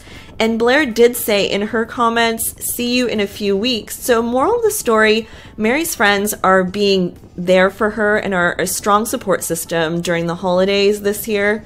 Jen, her best friend, is also very there at all times. I saw in a live they did at the bed and breakfast. They were there with a bunch of other ladies with Worthy Up sweatshirts. Not sure if this was another retreat, but Mary promises that there is more where that came from in the whole Worthy Up thing she's doing. I would not be surprised if in 2024 Mary has a book coming out and she tries to be some type of motivational speaker or influencer. Let's just see where this is all going with the Worthy Up. And Mary dyed her hair red. I was going to dye my own hair red, and now I kind of feel like I would be copying Mary or something, but I digress. And sometimes when we change our hair, we also are making big changes. I feel a bit bad for Mary because she doesn't have many connections in the family anymore, and I'm not sure she even has that much contact with Leon. I don't see them together that often. She's kind of on her own island, guys. What do you guys think about that? Janelle, let's go to Janelle now. So Janelle is in her element this holiday season, watching their 3rd teaser. Robin is still crying, and she says it feels disrespectful almost to be happy with Cody at this point, and she seems to be struggling about that. Suki assures her that Christine, Mary, and Janelle all said to her that they want them to be happy. But Robin says that it's just not good enough. It needs to be told to her face off camera, which I don't think is going to happen. I don't know why it needs to be off camera, as if it's like an act when they say that on camera, like they don't really mean it. I think they actually mean it. Suki says that Robin needs to be released by her other sister wives somehow or something, because she just cannot let go of her quote-unquote commitment to the other wives and kids, even though she ruined their gift exchange and won't really allow her kids to spend time with them, basically, based on what we hear from Mykelti. So this actually doesn't really jive. It doesn't really make sense. She just cannot wrap her head around the fact that their big polygamous family is over. She still imagines that she has these relationships with these women, especially Christine Janelle. I mean, it's crazy to me that she thinks that there's any relationship there. She's in La La Land, denial here, in Tell All Part 3, and I hope you enjoyed my little analysis of the 3 teasers. Let's see what the full episode brings for Sister Wives Season 18, Tell All Part 4, and then we'll have the spin-offs to talk about. But who would you crown the winner of all the tell-alls so far? Honestly, I don't even know. I need to watch the last part to figure all that out for myself. But after my last recap, I will crown a winner of the tell-all who performed, who expressed themselves better, who is the most kind of relatable, because I feel like some of them were kind of dancing around topics and not really answering questions a little bit. Like, give it to me straight, right?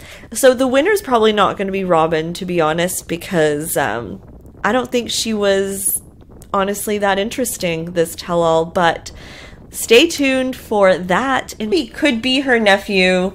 We don't know. It could be the man's baby, but obviously this sent Sister Wives fans to crazy town trying to figure out if Isabel is dating someone with a child. Like, we need more details just so because we're driving ourselves crazy, I guess. So now let's go to Truly. So Truly is also on the European vacation. She's living with Christine and David in their new house.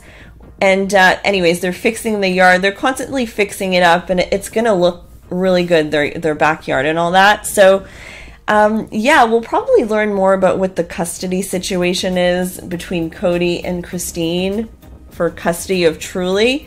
I don't know. I just can't imagine it's going that well for some reason. And I don't know how many times Truly has gotten to see her dad recently. Now let's go to Mary's child, Leon. There are a few things to update for Leon. So for those who are unaware, Leon is now transgender and uses the pronouns they, them.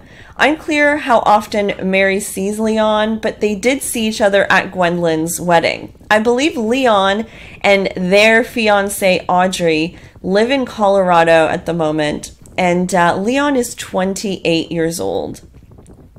There's just so much going on with the Brown kids, but overall, they're a great group, and they really have grown into amazing people. I hope you enjoyed this update about what the Sister Wives kids are up to now in August 2023.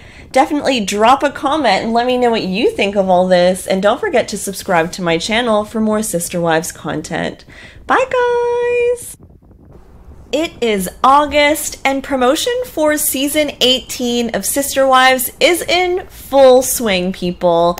TLC released the new pictures for the new season, another insane teaser, a press release, and the description for the first episode. So for Season 18, Episode 1, there's a lot to get through here. So let's start with the pictures. The group picture is weird to me because Cody and Robin are at the top, almost kind of looking down at the other wives, and a lot of people in the comments, Johnny Appleseed, if you guys remember, Hunter Elias Brown. Word on the street is that Hunter also lives in Vegas. He works in healthcare. He has his master's in nursing from Johns Hopkins, and he has a girlfriend named Audrey. And this month, Hunter celebrated Audrey's birthday by bringing her to see Kelly Clarkson in concert. Actually, Gabriel and Logan were there too, and Hunter was also at Gwendolyn's wedding holding babies and all that too. He's also a fun uncle. So next, let's go to the oldest daughter of Janelle and Cody, Madison. So Maddie still lives in North Carolina with her husband Caleb and their family. Her baby Josephine, her third child, she calls her Joey, just turned 6 months old. This month, she went on a trip out of town with Caleb and his coworkers, I guess at like some retreat. And she said that apparently their truck was broken into during the night. So fun times, not. Madison sells for Plexus along with her mom, Janelle, and Janelle often visits Maddie, honestly. Actually, they were just together because Janelle went live randomly on Instagram for like just a few minutes to share a story that they were talking about something out loud and couldn't believe that like the next day a coupon came up on their phone for the same thing they were talking about. Cue the conspiracy theories about our phones listening to us. It was a short live and it was interesting, but evidence that Janelle and Maddie were together. Now let's go to Garrison. So Garrison recently went to Italy. I don't know if this was a solo trip or not, but he went to the Colosseum and spent time in Rome. We know that. He's still into photography, and word on the street is that Garrison may have a girlfriend, but he probably wants to keep her off social media. Who knows? I mean, people have varying degrees of needs in terms of privacy, right? Next, let's go to Gabe. So Gabriel is still in Flagstaff. He seems to hang out with Janelle a lot and helps her out with her trailer. Very likely still moving her business up there does not mean she's not still committed. Hi guys, this is my recap and reaction to Sister Wives Season 18, Episode 8, called The Writing on the Wall. The episode starts and Cody and Robin get to Mary's house, and Cody has to walk back to the car and says, "My hair looks kinda crazy. I better get my glasses to hold it." Like, I don't know why this was necessary, and it's kind of weird because they don't often show them arriving to someone's home, walking in, but they totally did in this scene. And we know this is the big scene of the episode. Mary is still very much in denial that her relationship with Cody is donezo, and she's about to basically kind of embarrass herself here a little bit. She says she doesn't have a lot of hope for his reaction, but it would be pretty cool if this was a slap in the face realization. Wishful thinking at best, Mary. Cody has hope for Janelle, but Mary, not so much. Mary has this sign in the kitchen that immediately caught my attention. Do you guys see it? It says, "If we have complete control over our family somewhere down the line, we have gone terribly wrong," which is interesting. Mary asks if everything's going okay, and Cody says, "Everything's good, everything's going good." Even Robin had to make a face to show that is the opposite of the truth. Cody goes on about how he feels like he can't show his love for Robin because this is not a safe space for us. So Mary nervously starts to tell them she's downsizing in Flagstaff and that she's moving her clothing business to Utah. And I just can't help but notice how much Robin and Cody are just looking at each other in this scene the whole time. I kind of find it hard to believe that they didn't plan their reaction here or something, or discuss this before. Cody's reaction is, "Cool, that's good, right? Unless it's because you have to." Sure enough, he does not give a flying you-know-what. Robin is crying in her confessional because she thinks you know, he should give her hope to hold on to, even though there's no hope at all, like, at all. And Mary then just, yes, sacred lowliness. It's a way to be closer to God. What? Clearly, Robin is still drinking the Kool-Aid, and Mary hasn't heard this before. So because of that, this is probably BS. I mean, Mary was the first wife. She brought the wives in. She's from a fully plural family from the beginning. She would know if sacred loneliness was actually a thing. If Mary doesn't know about it, it's probably BS. Cody is going back in time, and this next thing kind of blew me away a little bit. He emphasizes that he courted Robin and Mary, but Janelle and Christine asked to be in the family, as if they're second-class wives or something. This goes back to the time when I think he imitated Christine being like a dog panting to be in the family. In my opinion, he's trying to say that Christine and Janelle were thirsty to get in the family, and they should have been happy with what they got. Easy to say when things are falling apart. I've never heard him talk like this.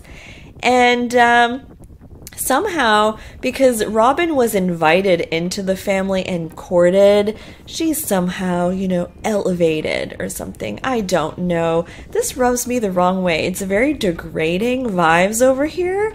Janelle and Christine combined have like 12 of Cody's kids, and for him to be portraying them as thirsty to be in the family is just...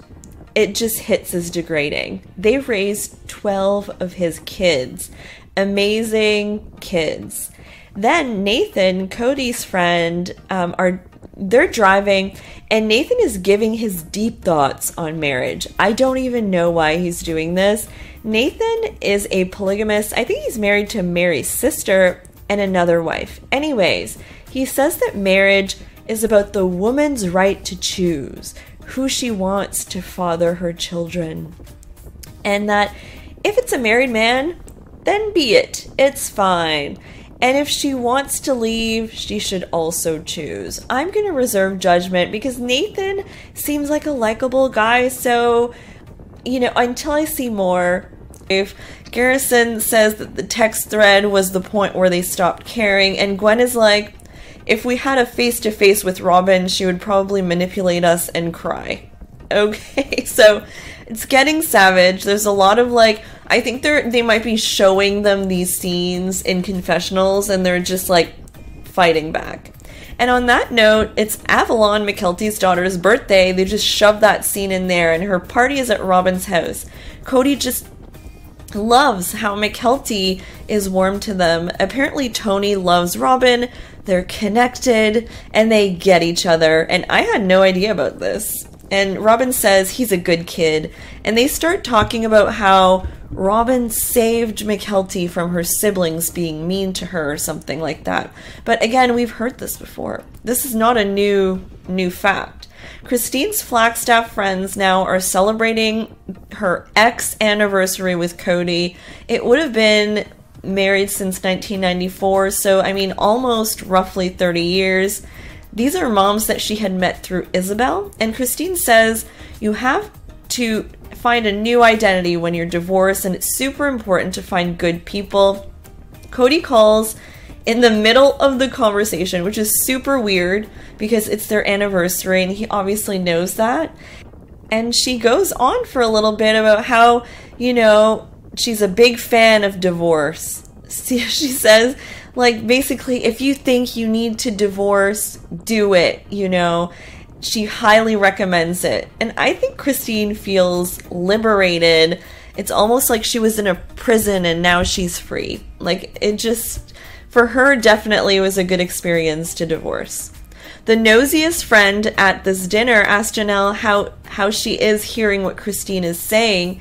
And Janelle says that it does not bother her. She doesn't care, and she doesn't feel much loyalty to Cody right now. Janelle tells them that things are pretty okay with Cody.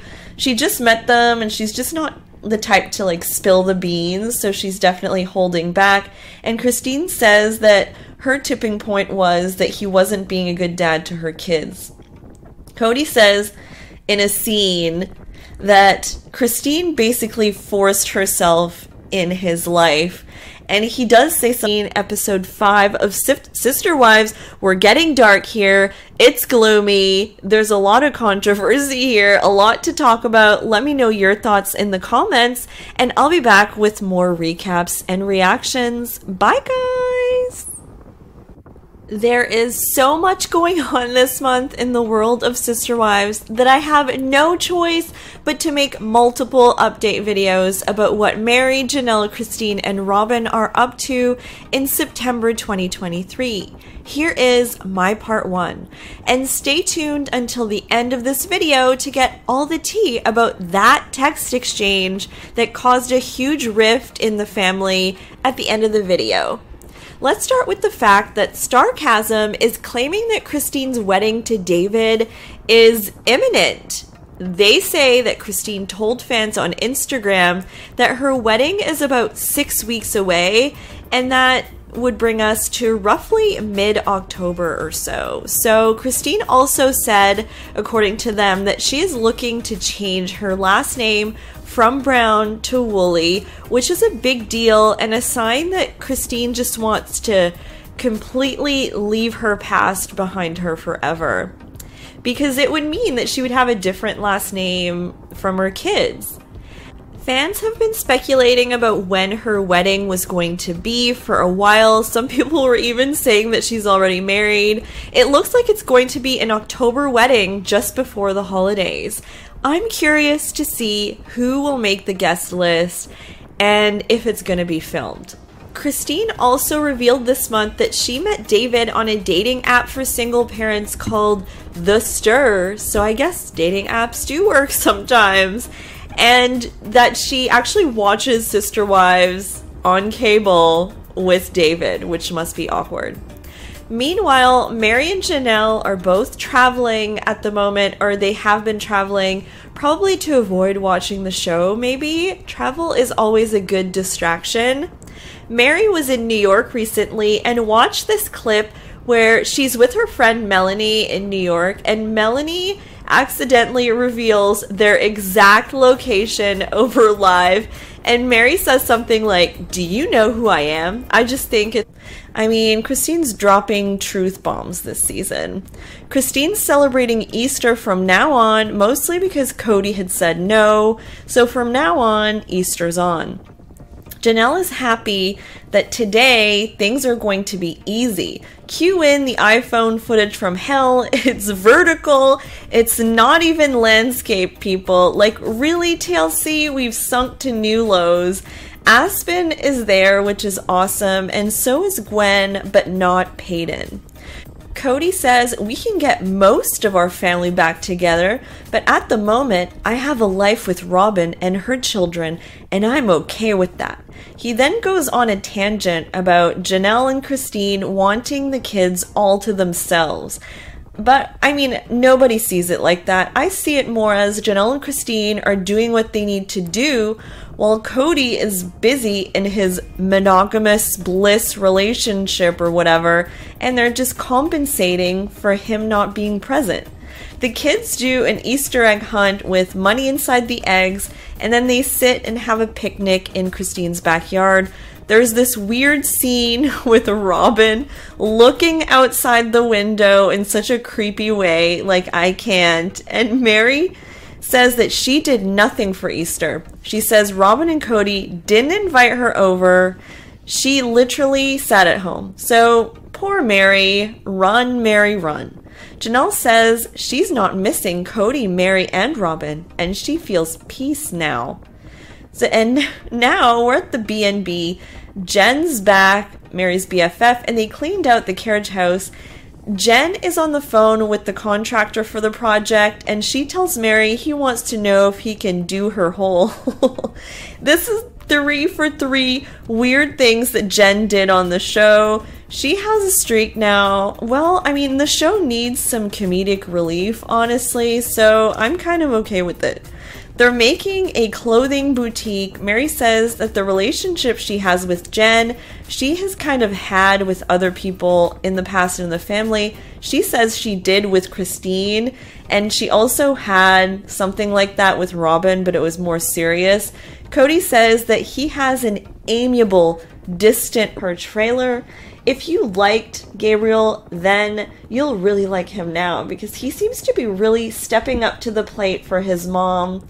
And also worth mentioning, Garrison's usually there too, helping, but Garrison's actually traveling in Italy at the moment. He went to Rome and saw the Colosseum. So he's on, like, I don't know if it's a solo trip or what. Janelle gave an update on her trailer and said, the trailer is ready to go for the summer. Yes, it took a few weeks. Some of it was finding the time to break away and drive up there. Even though once I hit the road, I'm always glad I did. Some of it is the self-doubt that still creeps in and tells me I'm crazy for breaking out of my routine and trying something really outside my box. Telling myself that it's hard, it's so much easier to stay here and to do the same old, but there is so much waiting for us when we step out. I wonder why we overthink and overworry the things designed to bring joy and offer even more empowerment. Tawanda. She's been saying Tawanda a lot. It's like live life to the fullest type of situation. All right, so good for Janelle. Good for Janelle. Very excited for her. Meanwhile, Christine went to Disneyland in California again with David, Truly, and Isabel, and they looked like they had fun family time there. She said, had a blast in California Adventure and Disneyland. Club 33 was awesome. Let me know what Club 33 is. I have no idea. Christine was just in California, though, like a month ago, so she's repeating the trip, I guess? Last time she went to Universal Studios, so interesting that she's back a few weeks later, but this time with Isabel. Anyways, Fan did have a lot to say about 13-year-old Truly, and how she was kind of leaning away from David in a picture and looked bored in another picture. But I think people forget that Truly is 13, and you know, teenagers all act like all sorts of ways and all sorts of moods all the time, so...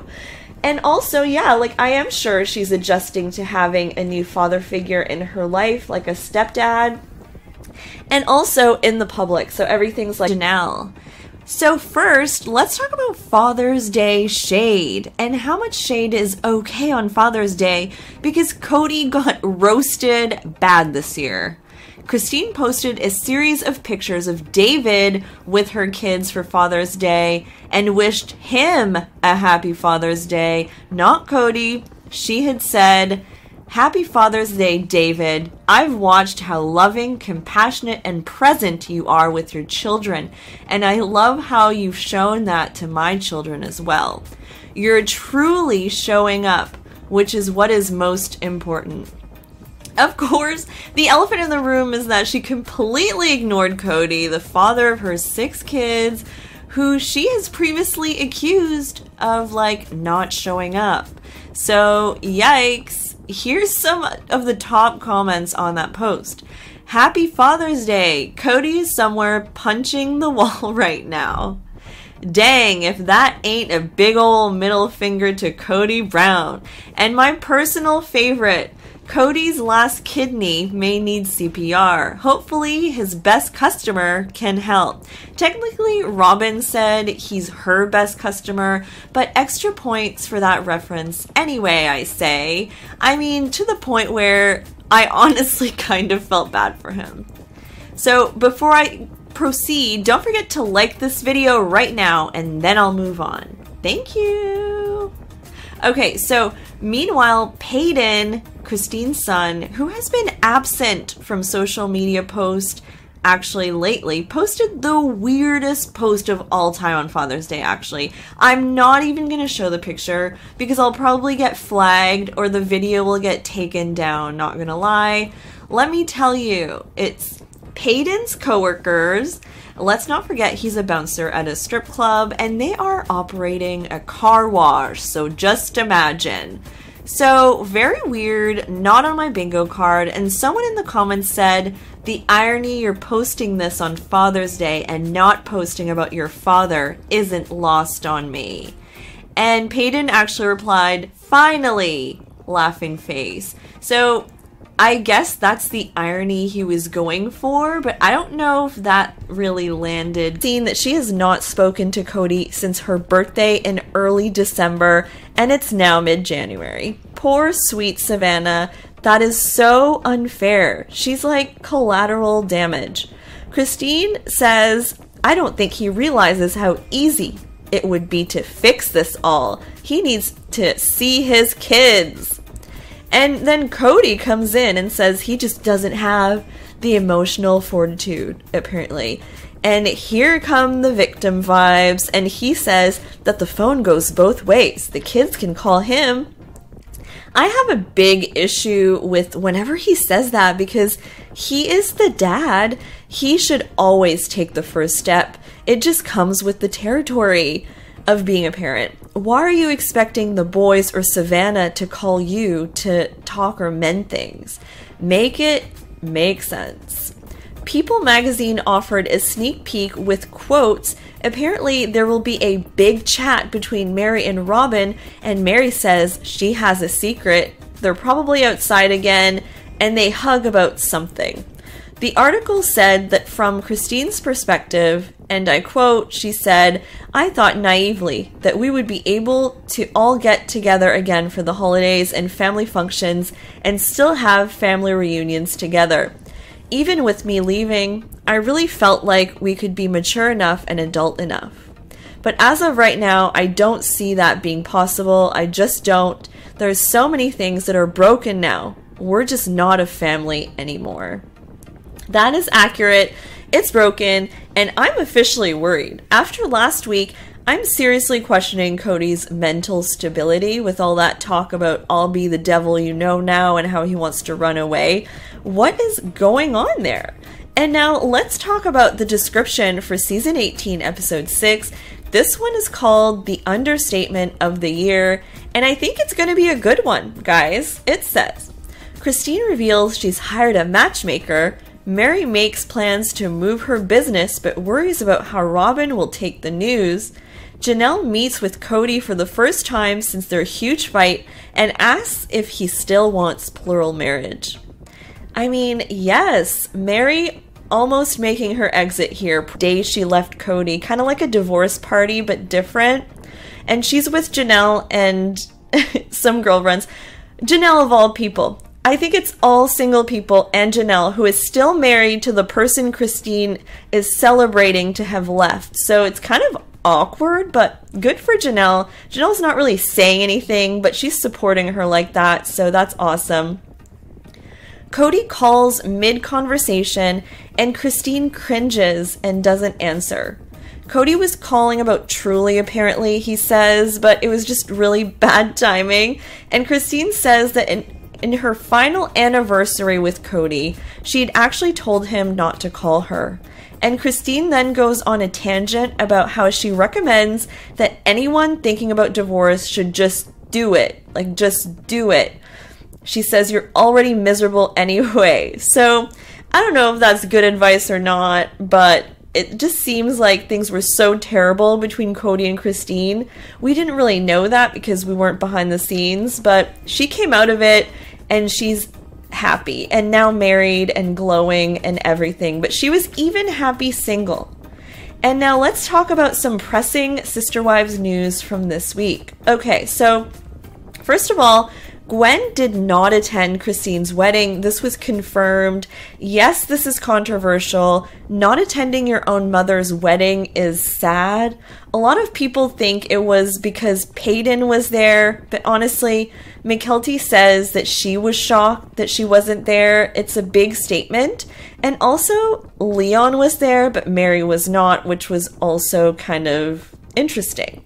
According to People magazine, Mykelti said, I honestly don't know. I don't know. Gwendolyn didn't tell me why she wasn't there, and when she didn't show up, it was kind of a shock to me. I didn't know she was she wasn't going to be there. Mykelti added that she ultimately thinks it's tragic that her sister didn't attend the ceremony, and she doesn't know what could have happened. I don't know the reasons why. I don't know if there was there could have been an emergency, there could have been nothing, who knows. My first thought is, how does she not know the reason? Wow, like they're not close. Like really no one knew why? You didn't text. And number 8, and something I did not know, is that prior to Robyn, on and off they would talk about maybe having another wife. A couple of women actually wanted to join the family. One of them wanted Kody alone, so that wasn't going to work for them. And one of the others, it was going fine, but abruptly ended for unknown reasons, like I don't know. So a little bit of history there. I guess they were more open to having a new wife than I thought initially. I thought they just kind of stumbled upon Robyn or something. I'll leave a link to the full interview in my description, but overall, this was such a good interview and juicy scoop, I thought. Let me know if you guys listened to it and what your thoughts are. Maybe, you know, if there's a point that you thought was extra interesting, let me know, and I'll be back with more Sister Wives content. Bye, guys! This is a Sister Wives update for December 2023. We're diving into what Meri, Janelle, Kody, Robyn, and Christine are up to this month, and there's a lot of drama and news to talk about. And stay tuned until the end of this video to find out what the family will be doing for Christmas this year. Let's start with Christine. So love is in the air, and Christine is getting her own spin-off, a wedding special. This month, TLC announced that the 2-part special set to air in January will be dedicated to Christine and David's nuptials, which took place on October 7th in Moab, Utah. So we'll get to see Christine finally get her dream wedding, a nice wedding dress, you know, the whole hoopla, and of course Peyton and her dad walked her down the aisle. So part 1 of the special will air on January 7th, followed by part 2 on January 14th, so pretty early on in 2024.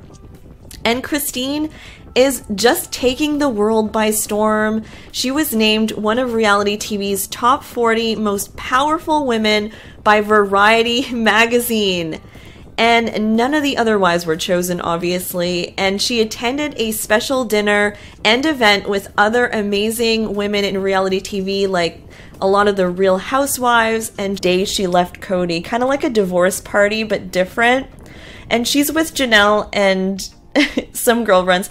Janelle of all people. I think it's all single people and Janelle, who is still married to the person Christine is celebrating to have left. So it's kind of awkward, but good for Janelle. Janelle's not really saying anything, but she's supporting her like that, so that's awesome. Kody calls mid-conversation, and Christine cringes and doesn't answer. Kody was calling about Truly, apparently, he says, but it was just really bad timing, and Christine says that in her final anniversary with Kody, she'd actually told him not to call her. And Christine then goes on a tangent about how she recommends that anyone thinking about divorce should just do it. Like, just do it. She says you're already miserable anyway. So, I don't know if that's good advice or not, but it just seems like things were so terrible between Kody and Christine. We didn't really know that because we weren't behind the scenes, but she came out of it and she's happy and now married and glowing and everything, but she was even happy single. And now let's talk about some pressing Sister Wives news from this week. Okay, so first of all, Gwen did not attend Christine's wedding. This was confirmed. Yes, this is controversial. Not attending your own mother's wedding is sad. A lot of people think it was because Peyton was there, but honestly, Mykelti says that she was shocked that she wasn't there. It's a big statement. And also, Leon was there, but Meri was not, which was also kind of interesting. According to People magazine, Mykelti said, "I honestly don't know. I don't know. Gwendlyn didn't tell me why she wasn't there, and when she didn't show up, it was kind of a shock to me. I didn't know she wasn't going to be there. Mykelti added that she ultimately thinks it's tragic that her sister didn't attend the ceremony, and she doesn't know what could have happened. I don't know the reasons why. I don't know if there was there could have been an emergency, there could have been nothing, who knows. My first thought is, how does she not know the reason? Wow, like, they're not close. Like, really, no one knew why? You didn't text. That's my opinion. Just because she tends to show her emotions during family sit-downs or get-together the most likely to make a face. The article said that Madison also talked about how their family show had become volatile and that Kody had cut them off completely. So that is sad. I don't really get that. I don't understand that because, I just don't. Sounds completely chaotic. And honestly, I'm not surprised they were talking about family drama in the slightest. I would have been shocked if they didn't talk about the family drama at dinner in Nashville. But I feel kind of bad that an eavesdropper spilled the beans and now we're all talking about it. But I guess it is what it is. Number 3. Someone on Reddit said that they actually met Aspen at Kendra Scott, and as expected, she was lovely. The person said, I'm visiting Salt Lake City, walked into Kendra Scott at City Creek Mall, and she was there. I gasped and introduced myself. We chatted for a good 20 minutes. She is so kind and beautiful. Didn't ask for a pic because I felt so awkward, but wow, she's so sweet. Number 4. Someone took a picture with Christine wedding dress shopping, guys. She was there with her mom, her daughters, and I'm assuming a film crew. I mean, that's a moment they need to capture. The person who posted the picture said, "Talk about a beautiful bride-to-be. Wedding dress shopping was fun and fabulous. Love you, sis. And I sure love these 2 mamas of ours, too." So this could be like a friend of Christine. And she got 30 likes on that post at best, I believe. I mean, if I take a picture with Christine, I need more likes than that. I mean, come on. And number 5, Christine is so famous that now she gets notes from the stewardesses on the airplane. She posted this picture of a note that someone left her recently, and it was so sweet. It said, "Mrs. Brown, soon to be Mrs. Woolley. Thank you so much for flying Delta. It was nice to meet you and David. Thank you for showing girls everywhere that we all deserve our prince and to be happy." I mean, so nice. And that's it for my roundup of 5 behind the scenes. Sister Wives just came out as just crazy and everything. I don't know whether or not to be happy that the show is back or literally cry because the family is like so messed up right now. I have a full video breakdown of the teaser and I'll link that in the description. But basically, there are 2 really explosive moments in the teaser that I'm sure made the cameraman like squirm. Janelle tells Kody to shut his effing mouth, and Robyn freaks out in tears about, her dream of the porch and having her sister wives there with her kids and grandkids, which is kind of interesting and also makes no sense. I don't think she'd actually want to be on the porch with them, to be honest. They never hung out in the first place. Maybe with Mary, but I guess everyone has a dream about growing older and what that looks like, and that was it for Robyn. One thing that I do want to see in season 18 is some type of confrontation between the wives and Robyn. Robyn has never really been confronted by the wives on camera, just kind of talked about a little bit, And so, maybe things would be clearer if they actually had a real conversation between the wives, and maybe Nancy can come down for that. Remember their therapist, Nancy? Just saying, it may help. They might need reinforcements because, communication doesn't seem to be the best all the time between them. Anyways, guys, thank you for watching the whole way through to my Sister Wives update for July 2023. Please leave a comment, like this video, and don't forget to subscribe to my channel for more updates. Bye, guys! I wanted to sit on a porch with my sister wives, with our kids and our grandkids. Hi guys, it's finally here! The Sister Wives Season 18 teaser, or first look as they say, just dropped, and it's crazy intense and filled with drama. Everyone's angry, the whole family is just falling apart, and Robin is having a full-on fit. So let's break it down because there's a lot to talk about. Watch until the very end for the premiere date, and don't forget to like and subscribe! So the teaser starts with Janelle asks, if you know that reference, you know. She also is expanding her deck and is remodeling her backyard to make it super fun for the grandkids, and kind of gave like a tour and explained all of her plans on Instagram. I think she said she's going to add a trampoline somewhere and all this stuff. Truly in the video says that she now has a clear path to sneak out at night with the porch or something, anyways, but that didn't faze Christine at all. She just like continued on with her tour, and I was like, wait, what did Truly say? But it all looks amazing, and we're happy for Christine and her new amazing house. And did I mention that Christine travels like a lot these days? I feel like she's on a trip all the time. She also went on a mother-daughter trip with Truly to California. They went to Madame Tussauds in San Francisco, and also to this place, which apparently was on Christine's bucket list, but I've never heard of it. She said, crossed an item off my bucket list today, visited the Winchester Mystery Mansion, and it was incredible. I highly recommend both tours.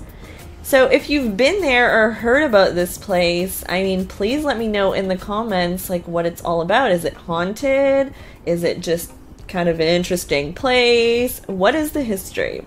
It's nice to see Christine make time for just her and Truly. I feel that's probably needed, especially given how much change Truly's gone through recently. Like, a lot has happened in Truly's life. So, next, Isabel and Mykelti, Christine's daughters, just celebrated their birthdays, and so they all kind of got together to celebrate. And by all, I mean, like, everyone except for Peyton. So, Christine's only son. Where are you, Peyton? I haven't seen Peyton in Christine's pictures in a long time. And so I went to look for Peyton where else? TikTok, his favorite thing. And I was surprised to see that he actually has not posted since like March and hasn't really been active on Instagram in a while. Kind of suspicious because Peyton especially loves TikTok. So yeah, I hope he's okay. Wondering if he just kind of stopped everything social media Coyote Pass. Seems like still to this day, and about 5 years after they moved to Flagstaff, nothing significant is built there, and the whole thing has just, in my opinion, just fallen apart in the saddest way. Hopefully they address this on season 8 and we find out the fate of the property. Coyote Pass is just sitting there, and literally we've been watching 4 seasons of Coyote Pass storyline, perhaps for nothing, who knows. I feel like they're not selling it yet because maybe it's embarrassing, quite frankly, and it's just so depressing that their dream, you know, might be done on that property. So who knows what's going to happen. Stay tuned, everybody. There's also the controversial fact that perhaps Robin just owns a bigger cut of land. Yes, that's right. Not only is Robin the favorite wife, she also seems to have the most assets of any wife on Coyote Pass. This was reported by like multiple blogs and I believe Celeb Talk Guy, who had done like a divvy up of who owns what. And after Christine left, apparently the stat that was reported was 52% owned by Robin, which kind of seems crazy because not only does she then have $1 million house that the wives basically help pay for, and you know, it's crazy that she also has the most assets on Coyote Pass. Make sense, right? Like, doesn't that seem unfair to you? Let me know your thoughts in the comments. Alright guys, thanks so much for listening to my Coyote Pass update. Please don't forget to like this video and subscribe to my channel for more Sister Wives news updates, what have you. Bye guys! This is a Sister Wives update for April 2023. Let's catch up with Christine, Janelle, Mary, and all the big family drama this month. So this month, Christine's fiance David threw shade directly at Cody. Janelle crashed Garrison's birthday party. Christine just wants Janelle to be happy, but it kind of does sound like Maddie was not really happy that she's going on this date. And okay, so now we're back with Cody and Mary, and Cody's now bringing up that Mary could build something on Coyote Pass, and I almost spit out my drink. Like, we're still talking about Coyote Pass? He then goes on about how he wants to build a barn for his cars with a loft and storage, and she could live in that loft. Mary is insulted. She doesn't want to be put in with the stuff he doesn't want to see anymore, like with the storage. I don't blame her. Wasn't she supposed to have a house there anyway? I mean, Mary makes good money. I don't understand why she needs to be in a loft. I thought he was going to say, stay with me and Robin when you're in Flagstaff, but he was only saying, stay in an RV, stay in a loft.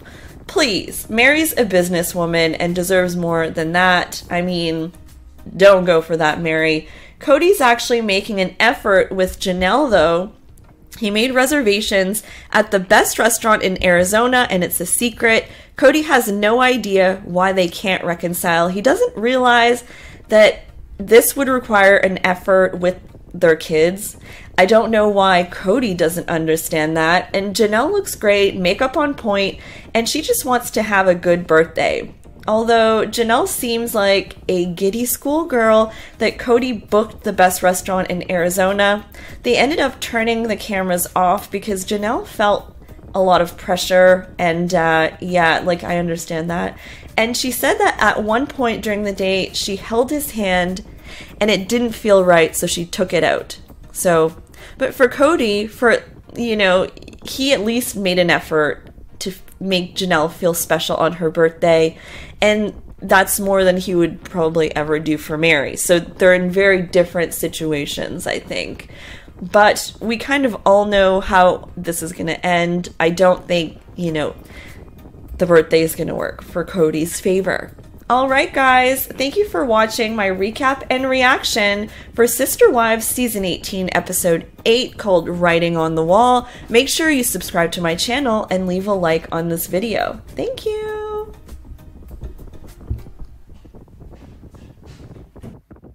Get ready is the second oldest son in the family. He is Janelle's son with Cody and Logan's little brother. So Hunter's pictures on his Instagram either feature his family or his girlfriend Audrey, which tells you a lot. He's been with her for a while, actually. In one caption, he actually says, "Family is what matters most." And we also know that Hunter, I believe, lives in Vegas. He received his master's in nursing at Johns Hopkins University, and his picture is on the wall there, apparently. And he said, "My greatest and possibly only achievement over these past 2 years was having my picture displayed in the Johns Hopkins School of Nursing. Finally finished with my master's and blessed to say it is from basically the best MSN-MEN program in the US. Grateful for my experience and the people I met and knew along the way." I mean, Hunter's so smart, right? Like, he was also Logan's best man last year and likes to take pictures from, like, underneath where people kind of, like, are looking down.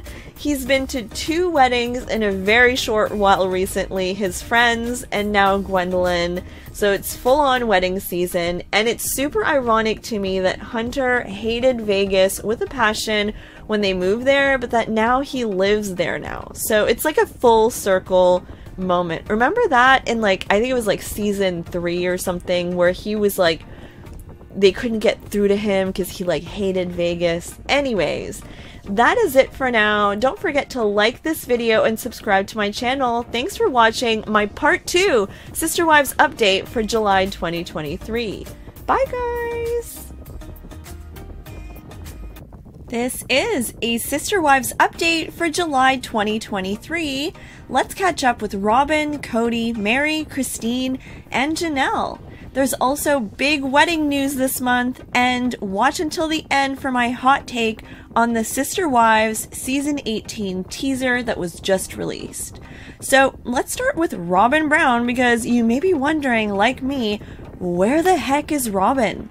A source told The Sun that Cody is actually blaming Robin for his separation. So this goes to show the delay here. So for fans of the show who follow Mykelti at all, this was not a shock. It was just nice to see the moment where this happened. And the first thing she says, Christine says, is, "Are you excited to only get pregnant one more time?" Mykelti says, "Yes, we're done after this." So I guess Mykelti is not going to have 6 kids like her mom. Just wild guess. But I found it interesting. That's the first kind of thing that she was talking about here. So Peyton is like, "Mom, you can hold one as Mykelti holds one." And this made me laugh. It was kind of stating the obvious, and we just love Peyton. And then she shows the iPhone recording the scene, the sonogram for the whole world on national television to watch. Her uterus is out there. I mean, this is an exciting twist, but so far back in the past that I cannot. Here's a look at the twins now, actually, at a pumpkin patch. They recently went to one. Mykelti said under this post, "All leaves and pumpkins, please. Last year, these boys were very uncomfortably inside my womb, and now they're almost 1. It's crazy how fast life passes you by. What an incredible year this has been. I'm overjoyed, looking forward to the next years." Mykelti is truly thriving as a mom of 3, and Tony, I mean, we all love Tony. He's such a good partner for her. Now, let's get to the episode descriptions for episodes 11 and 12. So, episode 11 is called Airing the Dirty Laundry, and that is airing this weekend. It says, Christine is ecstatic when Mykelti tells her she's having twins. Then, Mary reveals that while out for their anniversary, Cody finally admitted he no longer wants a relationship with her, and she is forced to consider ending her marriage for good.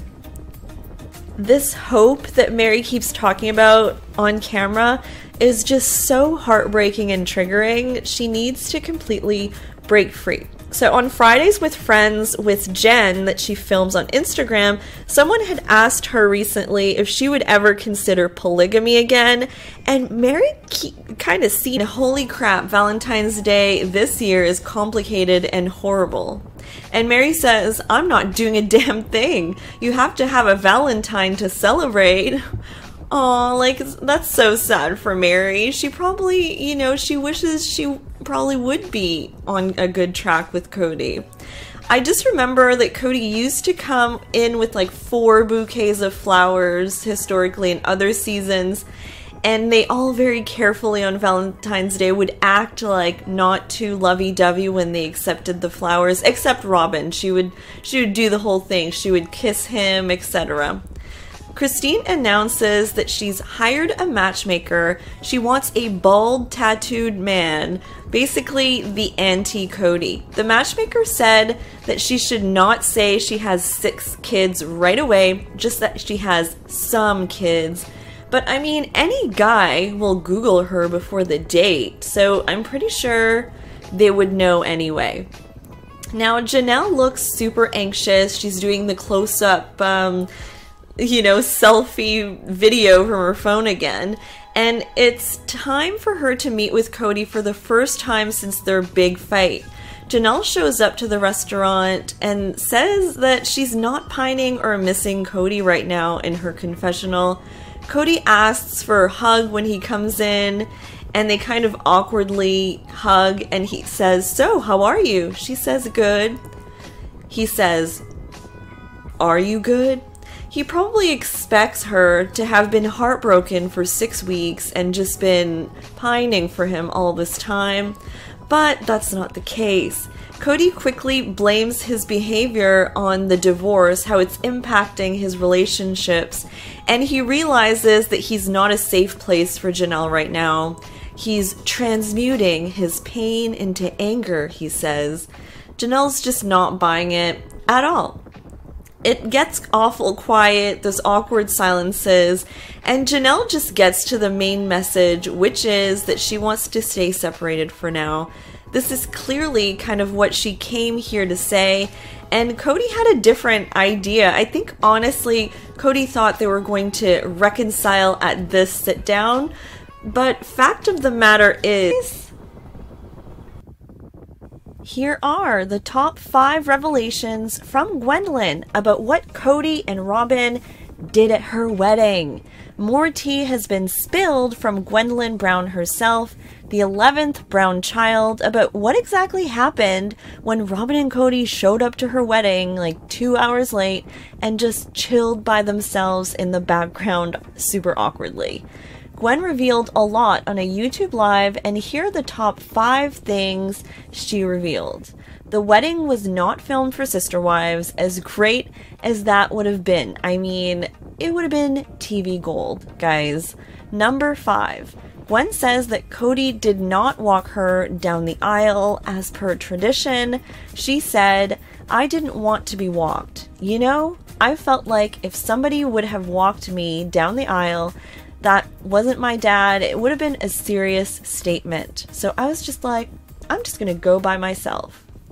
I mean, why does that make me so sad? Just thinking back to the big hoopla Cody had made about Aspen's wedding, Maddie's wedding, it was like such a big focus. Mykelti's wedding, I mean, Gwen deserved that same treatment, that same hoopla. So it does make me sad to hear that. Not only that, Gwen said that she didn't even take a picture with Cody at her wedding. He showed up too late and missed all the pictures. The most that happened was a hug, apparently, which is something, but is that enough? I don't know. Number 4. Gwen said that some family members were mad that Cody and Robin showed up but kept it together and didn't make a scene or anything like that. Oh, you know, they just talked behind their backs there. So there was probably a fair amount of gossiping going on at Gwen's wedding, whispers maybe, awkward glances, I imagine, in my mind. So although she didn't say who was mad specifically, she didn't say, and I mean, I just imagine maybe Garrison and Gabriel, but that's just a guess. Probably more people, but they just tend to speak their mind, and they're very much, in a feud with Cody right now. So she had said some people were mad at Janelle.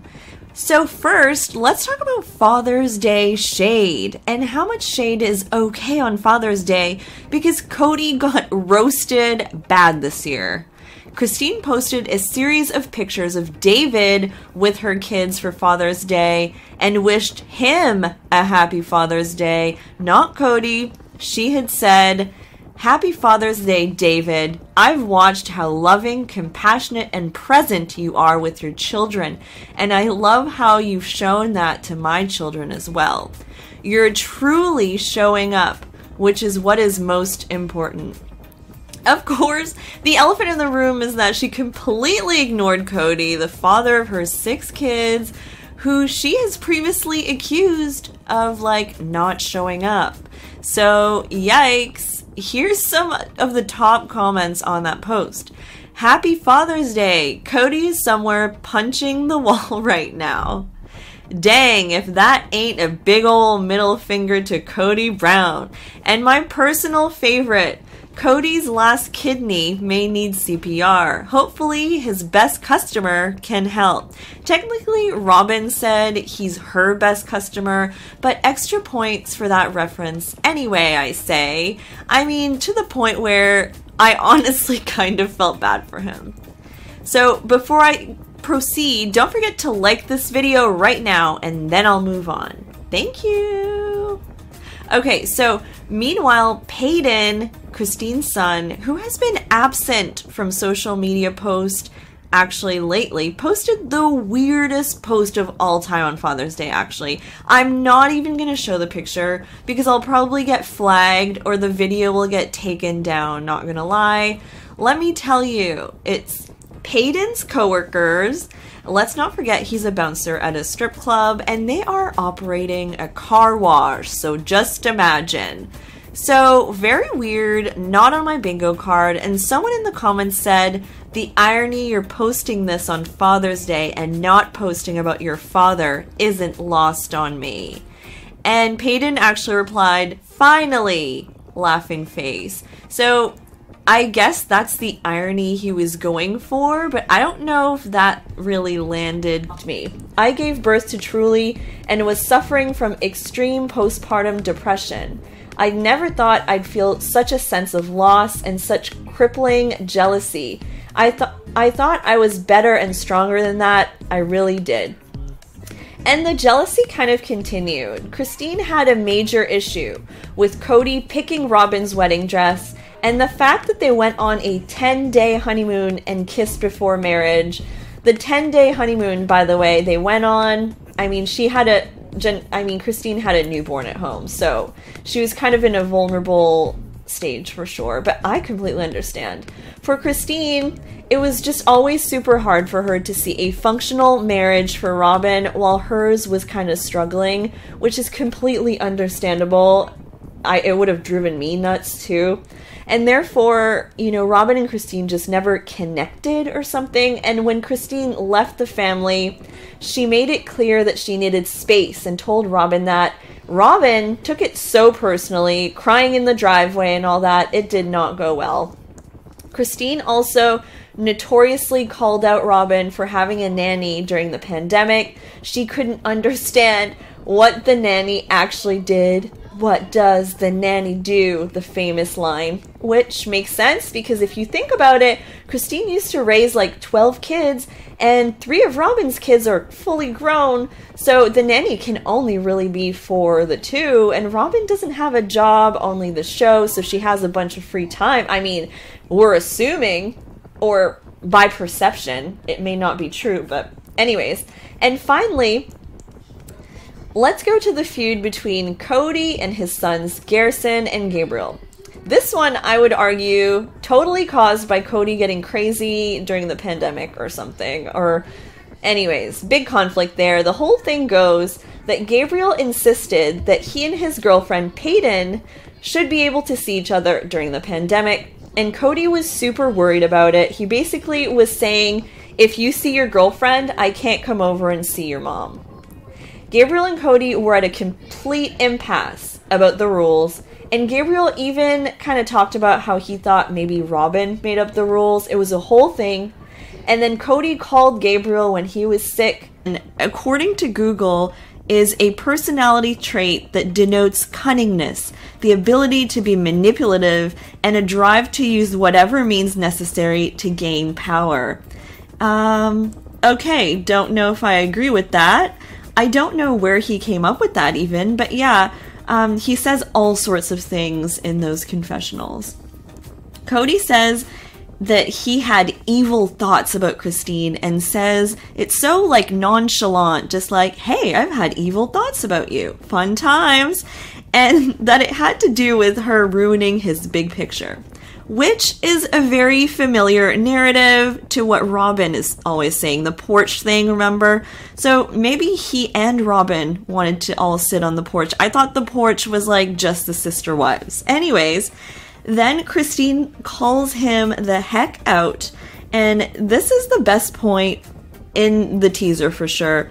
She says that his actions are actually to blame. You just can't stay at one person's house and expect the big picture of a big happy family to still be there. It's true. The big picture porch thing is such a fantasy, it's not even funny.